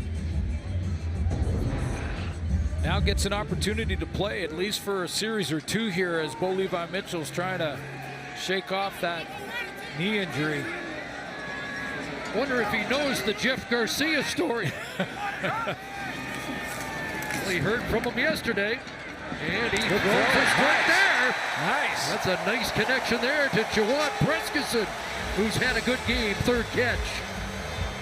That's a timing throw. That's a throw from Arbuckle that he needs to be confident because it's in traffic, but also have the right timing because he throws him open. Not only that, but he looks the coverage off to his left prior to the throw. I mean, that's maturity beyond his years on a 20-yard gain.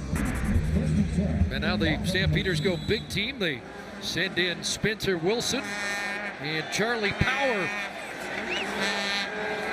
Double tight ends with Jackson in the backfield. Jackson with the ball. And Don Jackson inside run to the 12. And gets up with a little hitch in his step, but says, I'm okay, I'm staying in. Or as my buddy Matty used to say, hitching his giddy up. I love that one. A little hitching his giddy up. Looks like he'll be okay. I think Matty was bang on at halftime saying this is bigger for Edmonton than Calgary. Although if Edmonton prevailed today, I think next week it'll be just as big for both. Yeah. Second down, Arbuckle. And there's Jackson, but he was tracked well by the dime back. Wow, Chris Edwards, who's had a good day. That's one, Chris, where Arbuckle will be sitting with Dave Dickinson in the video room tomorrow. And he'll say, okay, not the right decision. You got away with it. Because that one could have gone the other way. That's J.C. Sherrod and Chris Edwards sandwiching Don Jackson on that little swing pass, and lucky Sherrod didn't see it, or he might have taken that one. Don Jackson still limping heading down that sideline. Stamps come up short in the red zone and now look for Paredes to tie it. He is back on target. And we are even at 17 with 22 to go in the 3rd quarter. After the Labor Day rematch, Calgary has Hamilton, then a bye, then Toronto and Montreal. The Eskimos get the bye right after the rematch, and then it's Ottawa, Winnipeg, and Saskatchewan. But again, Jason Moss, if his team wins today, they're within a win in the win column of Calgary. If they lose, they fall out of 2nd place in the West. With the hard-charging Saskatchewan Roughriders posting their 3rd consecutive win yesterday.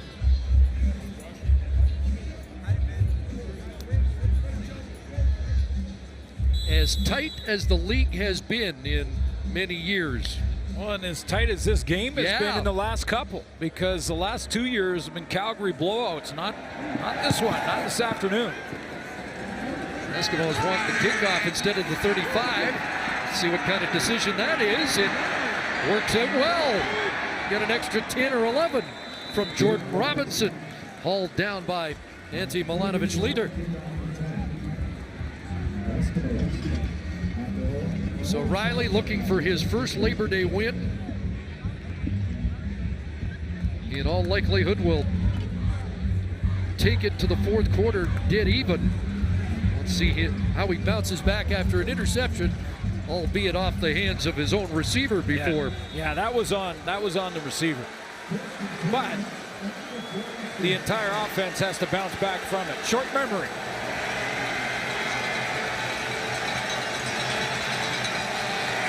Four receivers wide side. Bahar stays in the block. They'll swing it wide side. Williams picked that off the turf, and he runs for a first down and dropped the football. And back-to-back turnovers for the Edmonton Eskimo offense.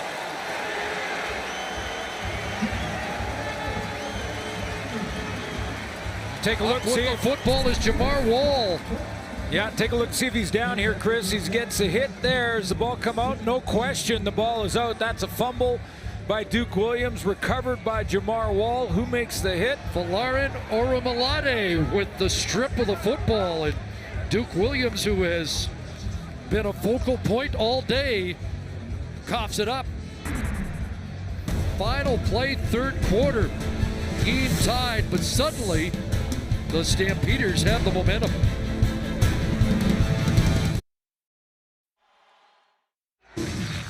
Surest barometer for winning in the CFL is winning the turnover battle, and the Eskimos just turned it over for the second time, in fact, in successive series. And we'll see if Bo Levi Mitchell returns to see if they can get some points off the turnovers. But yeah, it's sudden change time for the Edmonton defense. They have to try and rise to the challenge, but it's Labor Day weekend. Had a great matchup yesterday in Saskatchewan down to the wire, and we've got a one-possession game going into the fourth here. It's been a while since this one was like this, but it's what you want. Two teams tied, headed to the fourth quarter. Jason Moss and his team trying to end a 6-game Labor Day Classic losing streak. Two best starts back-to-back. Field position-wise for the Stampeders, Arbuckle remains in at quarterback, although Bo Levi Mitchell looks like he is itching to try and come back. Whoa. It's knocked out of the hands of Arbuckle. Scramble for the football, and who comes up with it? I think Calgary gets it back. Wow. Yes, they have. Somebody batted it out of the hands of Arbuckle. Just both teams right now, Chris, sort of relaxing their focus a little bit and their attention to detail. This is Arbuckle's turn to just sort of get that ball out and loose here rather than protect it with both hands, and it's tipped going by Usher. Nick Usher with the forced fumble, and look who is back. Brace on the left knee. And this will go into the annals if he's able to rally the team coming off the medical cart, and a strike here to Daniels, tossed down by Nick Taylor. Let's head to the sidelines. Here's Jermaine. Yes, Chris, Bo Levi Mitchell came off, and there was a lot of concern. They worked on his left knee on the medical table, and as you mentioned, they put a brace on, and he was going back on. It was probable that he returned, and he has returned, obviously. Other Stampeders, the medical staff, have been busy. DeVaris Daniels looked like he was getting worked on with cramps, as well as Rene Paredes. He was getting worked on as he was in some discomfort following his field goal. The bad news is Kamar Jordan will not return with a lower body injury. It looks like the other three will return or have returned. Kamar Jordan, though, will not. 3rd and 3 after that Bo Levi Mitchell completion. Anything on for Dave Dickinson in Edmonton territory? No, it's the 3rd 2 and out of the game for Calgary, and a short kick by Maver that goes out at the 20. And that's where they'll mark it. Just a reminder, the U.S. Open continues today, round of 16 action. And you can catch it now or after we're done on TSN2. Well, you know one thing, that Mike Riley will go right back to Duke Williams, try and get the bad memory of that fumble out of there for number 81. And the question to me here is, how does Calgary rotate and try to stop Duke Williams? With Darrell Walker on the sideline for Edmonton. Eskimos have survived the last two giveaways, but can't afford any more. Here's Bahar, and he is dropped out at the 26-yard line, has a gain of 7. Which is excellent production on first down. You get more than 5 yards on first down, really opens the playbook for Mike Riley here. Could go to C.J. Gable. There's Darrell Walker. It's not returned after the hit early in the game. Jordan Robinson is in. 2nd and 3. Robinson releases, he's the target, he has the catch, and cuts back for a first down and a lot more. And Robinson up to the 49-yard line. Deontay Evans overran the play, and at the end of the play, he has been hurt. And Duke Williams calling to the Calgary bench to get some assistance out there. Boy, what a move by Jordan Robinson in the open field. It was chance here for Evans to make the tackle short of the first down right here, and he does the right thing by making sure Robinson goes back inside, because Evans is waiting for help from his teammates from the inside out. And then what happened at the end of the play? He looked like he lower body of some kind. Another injury to deal with on the Calgary sideline. We'll be right back.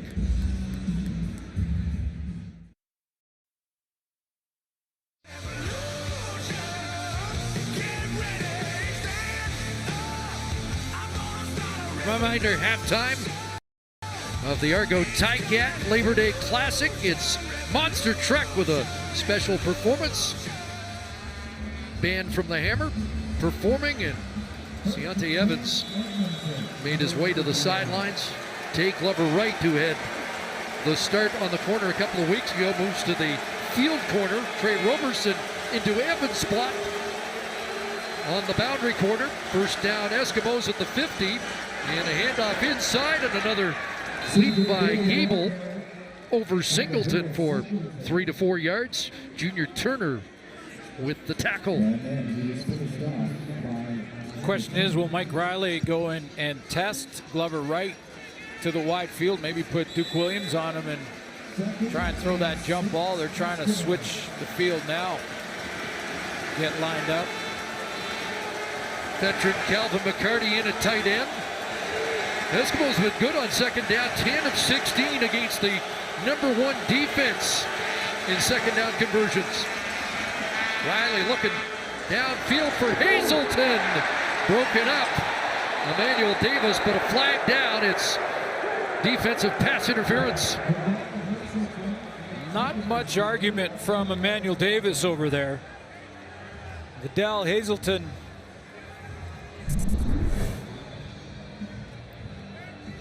Going to run the out here. Let's take a look. He pushes defensive pass interference. Calgary, number 8. Ball will be placed at the spot of the foul. First down, Edmonton. Right arm in early, arm barring him from getting his hands up to be able to make the catch. There's a preview of the other Labor Day Classic tonight. The former Ticat in coverage against the former Argo. Davis against Hazelton. First down, Eskimos at the Stamp 35-yard line, so in scoring range here. Approaching 5 minutes of the fourth quarter, tie game. Well, the out is thrown high, out of the reach of Williams, and that means that was high over the big 6'3" target. Yeah, that just sailed on Mike Riley. They'll go down into second and long play calling. Well, the forecast all week was for a tough day. It was pouring rain early this morning, but about a half hour before kickoff, the sky brightened. It's been another terrific Labor Day weather-wise at McMahon Stadium. 2nd and 10. Pressure, and they get him. Micah Johnson with a big sack back at the 43-yard line. Most of the afternoon they've been double teaming him, but David Baird gets in the one-on-one with them here, and Micah Johnson's going to get home. He finally gets a one-on-one, and he's ready for it. Real good inside out move, gets around the edge, around 57, and gets a sack on Riley. Eskimos had surrendered only 4 sacks in the first 6 games, now 17 in the last 5, and that sack knocks them out of field goal range, and so Hugh O'Neill with the task of pinning the Stampeders inside the 10. He's done it 6 times this year, once today, and sails that one, bouncing perfectly out. Oh, he curled that just inside the cone. That is perfection for a punter. Wow. At the 1. Well, the punters get a ribbing, but when you do this in the Labor Day Classic in the 4th quarter of a tie game, you just earned your money.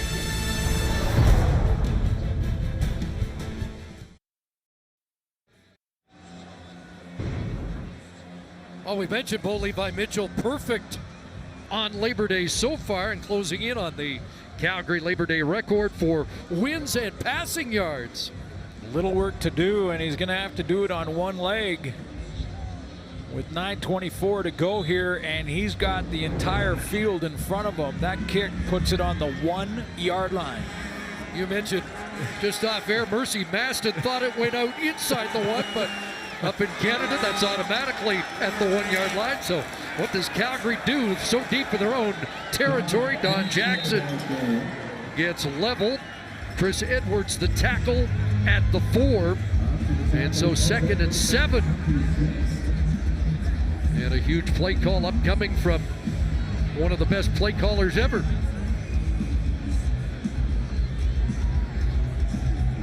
Right now, goal number 1, Calgary, is just to get a couple of first downs and get out of trouble here. Mike Benavides wants to force a decision.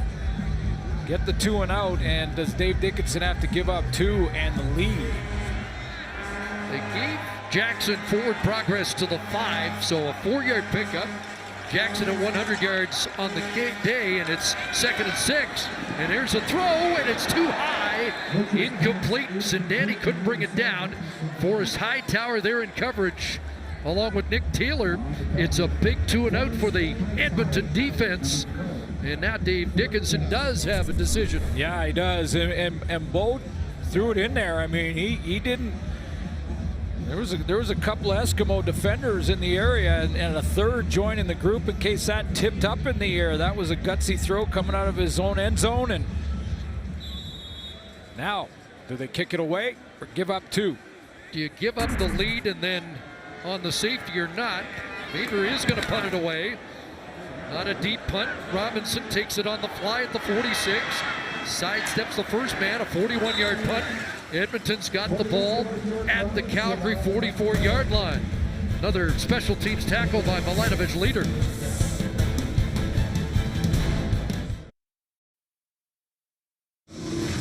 Well, it's been a while since the Eskimos won on Labor Day back on 2011. There's Greg Peach with a fumble recovery. Some names from the past. Ricky Ray to Andrew Nowacki. Henry Burris' pass picked off by Damaso Munoz. And there's a Darius Bowman for a touchdown in green and gold. Eskimos winning in 2011. That was G.C. Sherritt's rookie season. Tie game here for the Eskimos with the football in Calgary territory. And Gables fumbled the football, and Calgary gets it back. And that is the 3rd takeaway by the Stamps defense here in the second half. Fumble caused by the veteran Brandon Smith, and Jagarrett Davis comes up with it. Well, you wonder about the decision from Dave Dickinson to kick it out of his own end zone, so deep in his own end zone, and maybe give Mike Riley a chance for 3 instead of the 2 in the safety and the field position much further away from their own goal line. But this makes the decision the right one in a big, big way, because his defense not only gets the stop, but they get the takeaway. So turnovers on 3 of their last 4 possessions. Gable distraught on the sideline. Brandon Smith, the 11-year veteran. And the pass caught by Lamar Durant, his first catch.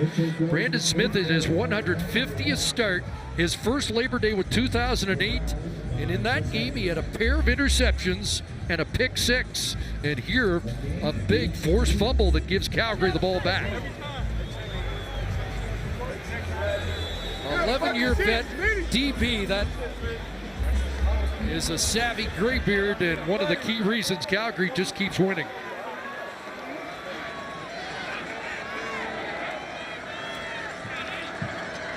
Second and 8 here.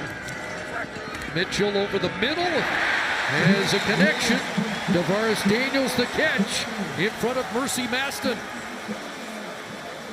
You can tell that Bo Levi Mitchell is a little uncomfortable. He's got that knee brace on, not near the mobility even to just negotiate the pocket. If I'm Mike Benavides right now, I might just send the house at him and see if he can make the quick reads and hit the hot routes. Well, Jackson just hit the hole and has a first down on the 35-yard line. Don Jackson over 100 after Davaris Daniels hit the 100-yard mark, and now it's Calgary into scoring range at the Edmonton 35. The other thing you do if you're Benavides and you send blitz is you take all the run lanes away. It's basically blitzing to stop the run or get pressure on Bo Levi Mitchell, who's lost his mobility. 15-yard run, first down. Fake to Jackson.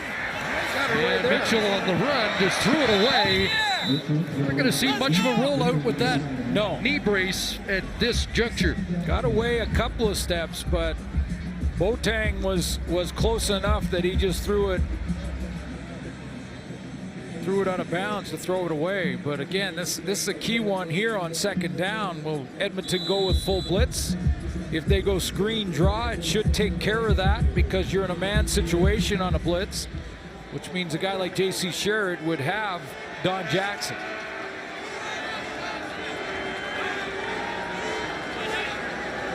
Over 50% in. Nope. Second down conversions. That pass is incomplete. Aaron Grimes on the job against Daniels that time. That's best against best. Dave Dickinson used his challenge in the first half, and he won it. And Daniels wanted a PI here. I thought Grimes got pretty physical as they're pushing and shoving. Oh no, that's good play. That's good defense. And despite the arguments from Davaris Daniels, even if Dave Dickinson had a challenge, I'm not sure he uses it there. Good coverage by Aaron Grimes.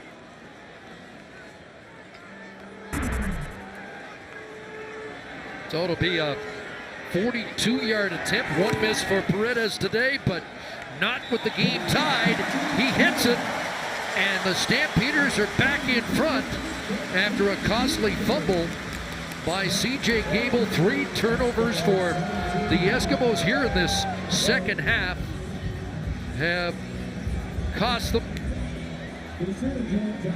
no points last week in the second half against the Hamilton Tiger Cats, and they have yet to score here in the second half against the Stampeders with under 5 minutes to go.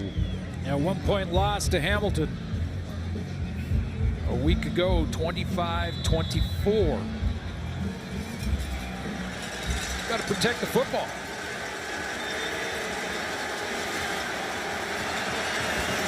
Well, Mike Riley's been in this position countless times and led his team to victory. Rolling out here and getting it back in Gable's hands. Wrestled down on the play by Singleton up at the 41. 6 on first down. Moves the launch point a little bit, even though it was a short throw.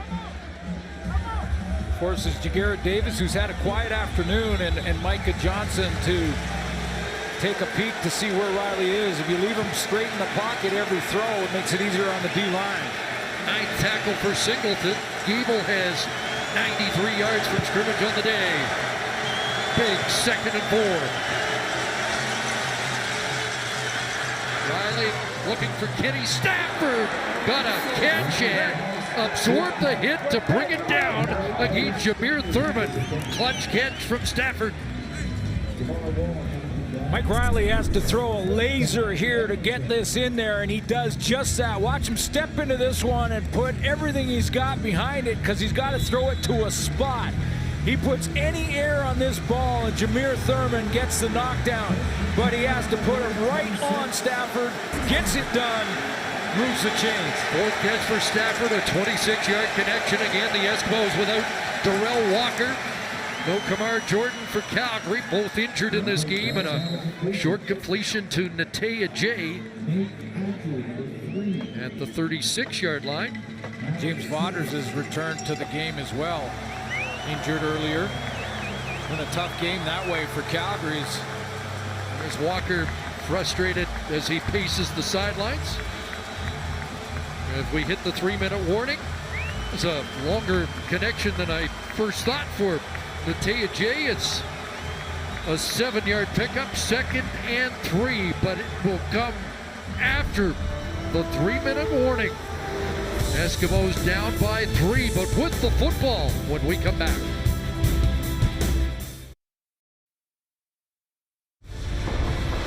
Just the first half of our CFL Labor Day doubleheader. Argos Ticats still coming up. Coverage of that begins right after this game, again with a pregame appearance by Tebe and a live halftime performance by Monster Truck. Monster finish upcoming here. Under 3 to go. 2nd and 3 Eskimos. Back in the hands of Gable, and he is stonewalled. Not going anywhere. Jagarrett Davis fired up again. And now the field goal unit has to come on. Look at Jagarrett Davis back in the 2-point, just beats the block, reads the play, and sometimes you just play the play. Whatever your responsibility is, just scrap it. Go play the play. If you see it, read it, execute it. Player of the week with a pair of interceptions last week.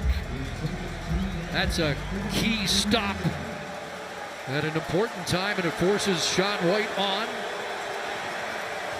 Has missed from this range in the game. Needs this to tie it from 43 out. And White drills it 20-20 with 2:22 to go. Boy, he just got under that a little bit. That was about 1.5 yards over the crossbar to get in there and get it done. But Sean White makes it to tie it. Critical game for the Eskimos at 6 and 4. And Bo Levi Mitchell and the Stampeders at 8 and 1 don't want to give Jason Moss's crew an opening to get back in the race for first in the West with the rematch next week. Interesting conversation there, Chris. Bo Levi Mitchell talking to his offensive line, and in particular it looked like his 2 tackles, just to let them know and remind them that he's not quite as mobile, to make sure they lock down the edges on Boateng. So some heat on Derek Dennis and Randy Richards to protect the franchise. First points, by the way, for the Eskimos here in the second half to get them back on even terms. And now Calgary wants Edmonton to kick off and see if Market Michelle or Terry Williams can enhance the Calgary field position. And it will be Michelle from the 15. He's got the 35 and a few bonus yards to the 38. So Levi Mitchell, who we thought was out of this game, has a chance to win another. Well, defensive coordinator Chris Cuthbert, are you sending the house to see if he can handle it, are you going to try and drop into coverage, make them be patient, dump it down underneath, and try to be good tacklers? Well, I don't have the credentials to make the right decision, but the gut feeling is, can you put heat on a guy like Bo? Boy, I'd be tempted. The thing is, he gets rid of it so quickly, regardless of his mobility. Like there to Jackson, checks down, and J.C. Sherritt with a sure tackle. Flag on the play, and did somebody get a shot in on the quarterback? No, it's a holding call against Calgary.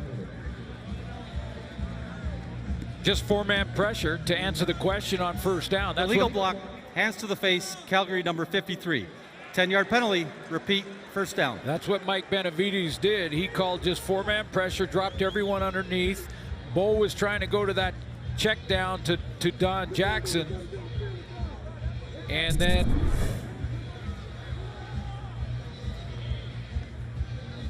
Brad Erdos called, and here it is.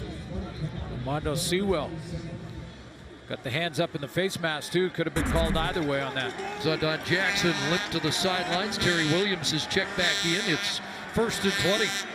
Back at the Stamp 27. And Mitchell throwing, open target, but then coming back to make a terrific play, Mercy Maston. Maston there plays the play. His zone is up in front. It's in the flat, and he reads it and he drops underneath it. Watch him out here at the corner.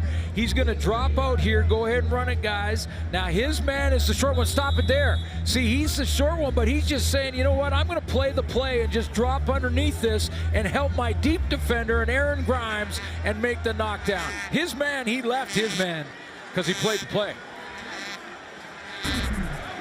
Now with just over 2 minutes to go, what does Calgary have on 2nd and 20? Here comes pressure.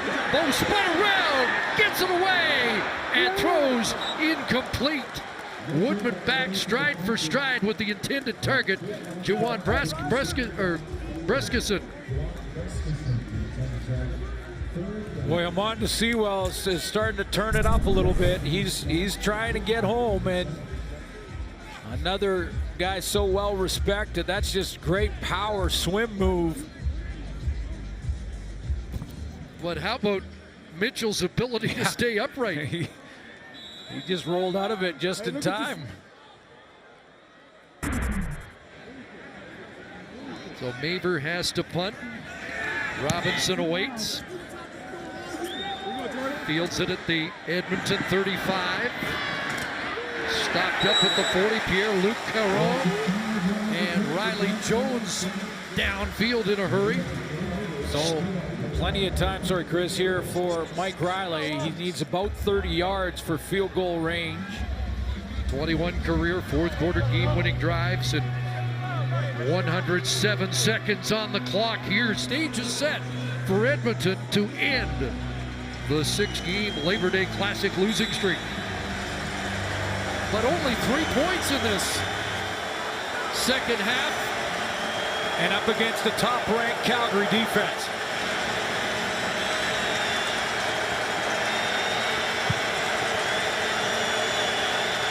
Starting at their 41. Riley to the outside, a completion. And Vidal Hazelton a catch close to a first down. Bumped out by Jameer Thurman. Going to be a pickup of close to 9. 2nd and 1. Is that a free play, or do you just take care of business? Take care of business in this scenario. And Riley does, plunging over the 50 behind big Justin Sorensen. So Devon Claybrooks now is the defensive coordinator that's trying to match wits with Jason Moss here in the play calling offensively. Prior to the last sneak, both teams with exactly 340 yards of offense. Micah Johnson down, and this is going to be an important loss for the Stampeders, with the heart of that defensive line having to come out for at least 3. Well, that's just it. It's not just that he'll miss a play. It'll miss 3 plays, and this is a key moment of the football game. Who's Micah Johnson? If it's just a cramp, and you could tell by the reaction from Devon Claybrooks just how big of a loss that is.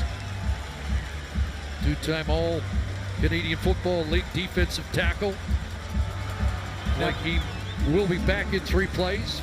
Now, does that have Jason Moss look right at his play chart and say, this might be C.J. Gable time to see if Junior Turner can step up and make a play in the middle? And Junior Turner's been around the block. An 8-year veteran out of Bishops comes in. 1st and 10 near midfield. They're going to blitz.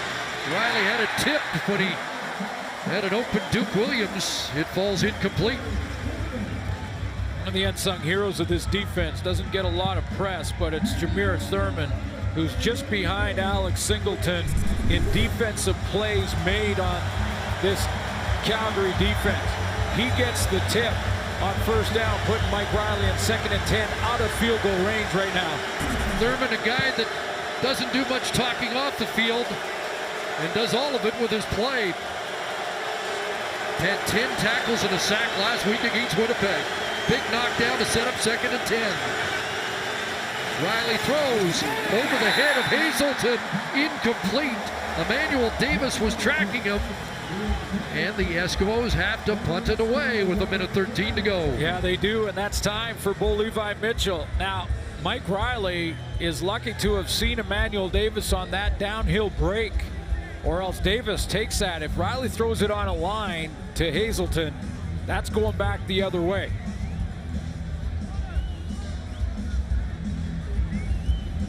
So Hugh O'Neill, who's pinned Calgary twice, might be out of range for him to do it a 3rd time, but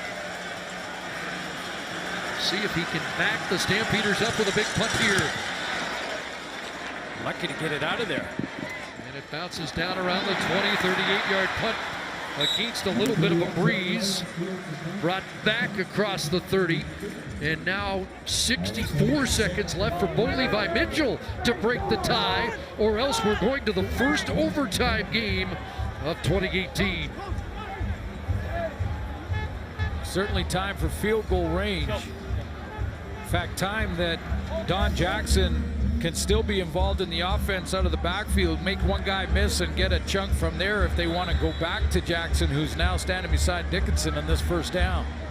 He's been on the limp throughout this game, so Terry Williams, fresher legs in the backfield right now. Lamar Durant to the wide side.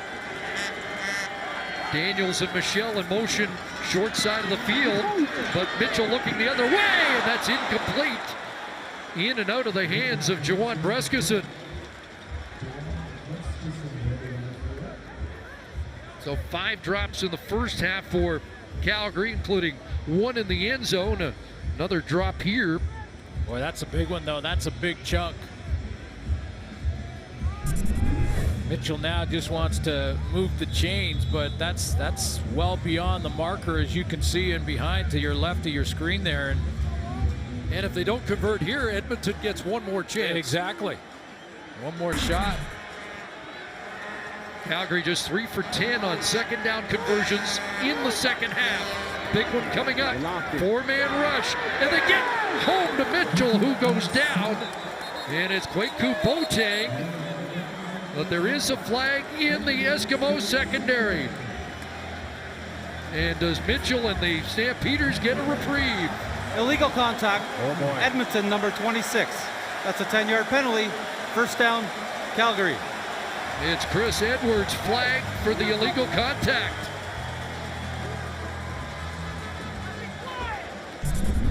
Yeah, this is it. You're going to see right there Chris Edwards in coverage on Lamar Durant. That jam is okay, but he hangs on well past the 5 yards and then twists him down the field. That's no question. A good call by the official and the right call.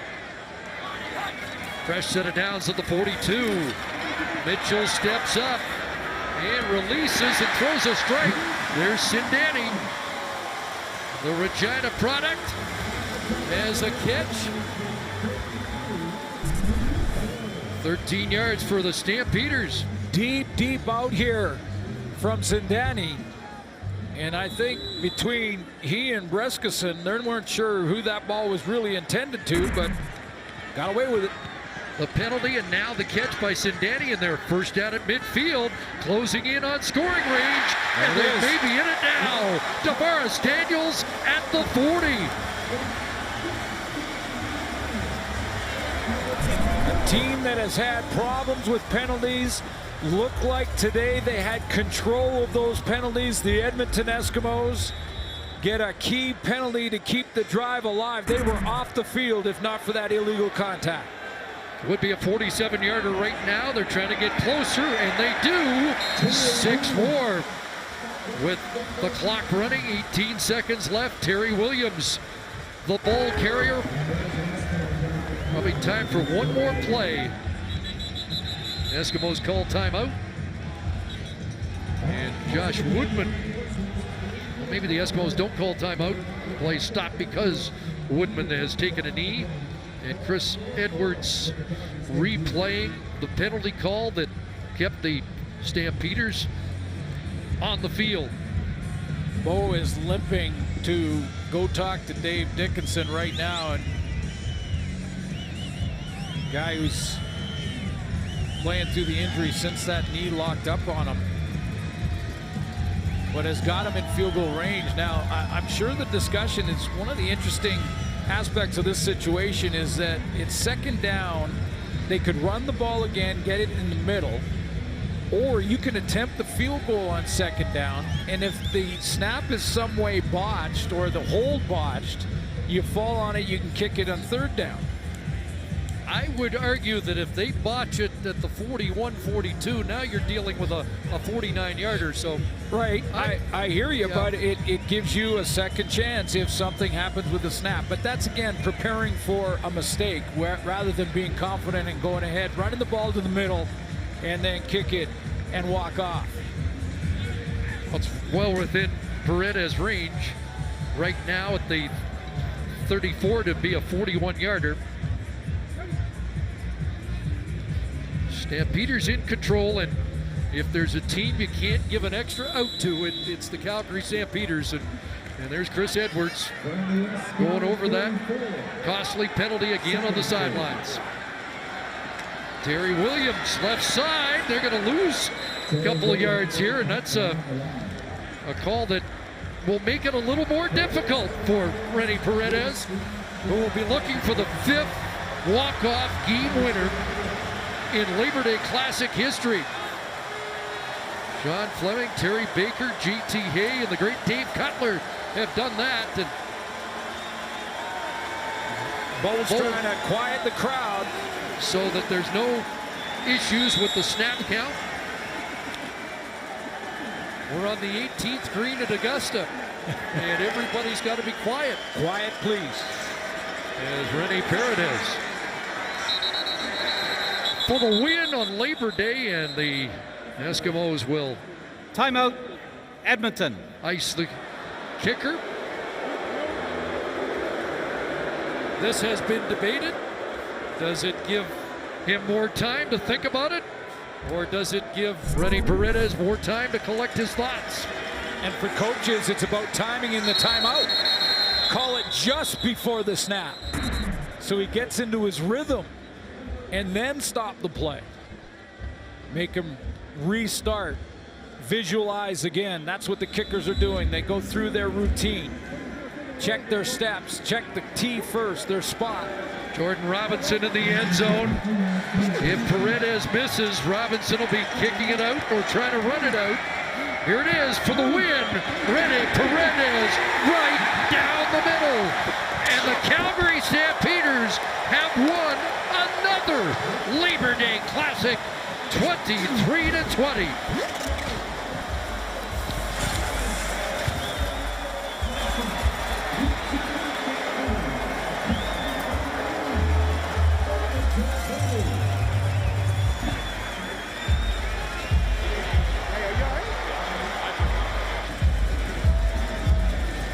Seven straight Labor Day Classic wins for Calgary. Maver the hold. Paredes gets it done. And the Stampeders pull out a classic here today at McMahon. A drive extended by penalty finishes in the winning field goal. Time now for the Nissan Titan Player of the Game, brought to you by the Nissan Titan, official vehicle of the Canadian Football League. Well, he was fired up before the game even started. He and Duke Williams going toe-to-toe in warm-up. You could see the concentration and how fired up he was for this Labor Day Classic. 115 yards rushing, 19 touches, 21 receiving yards. Our Nissan Player of the Game, Don Jackson. Honorable mention to the guy that he was dueling with in the pregame warm-up, Duke Williams, the best of the Eskimos.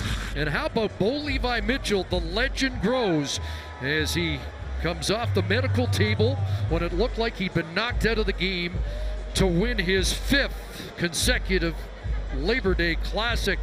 6 lead changes in the game. It was a beauty, and we should have another good one coming up. From Tim Hortons Field, Argonauts and Tiger Cats still to come. We'll see you next week for the Labor Day rematch at Commonwealth. Again, the final 23-20 in favor of the Stampeders.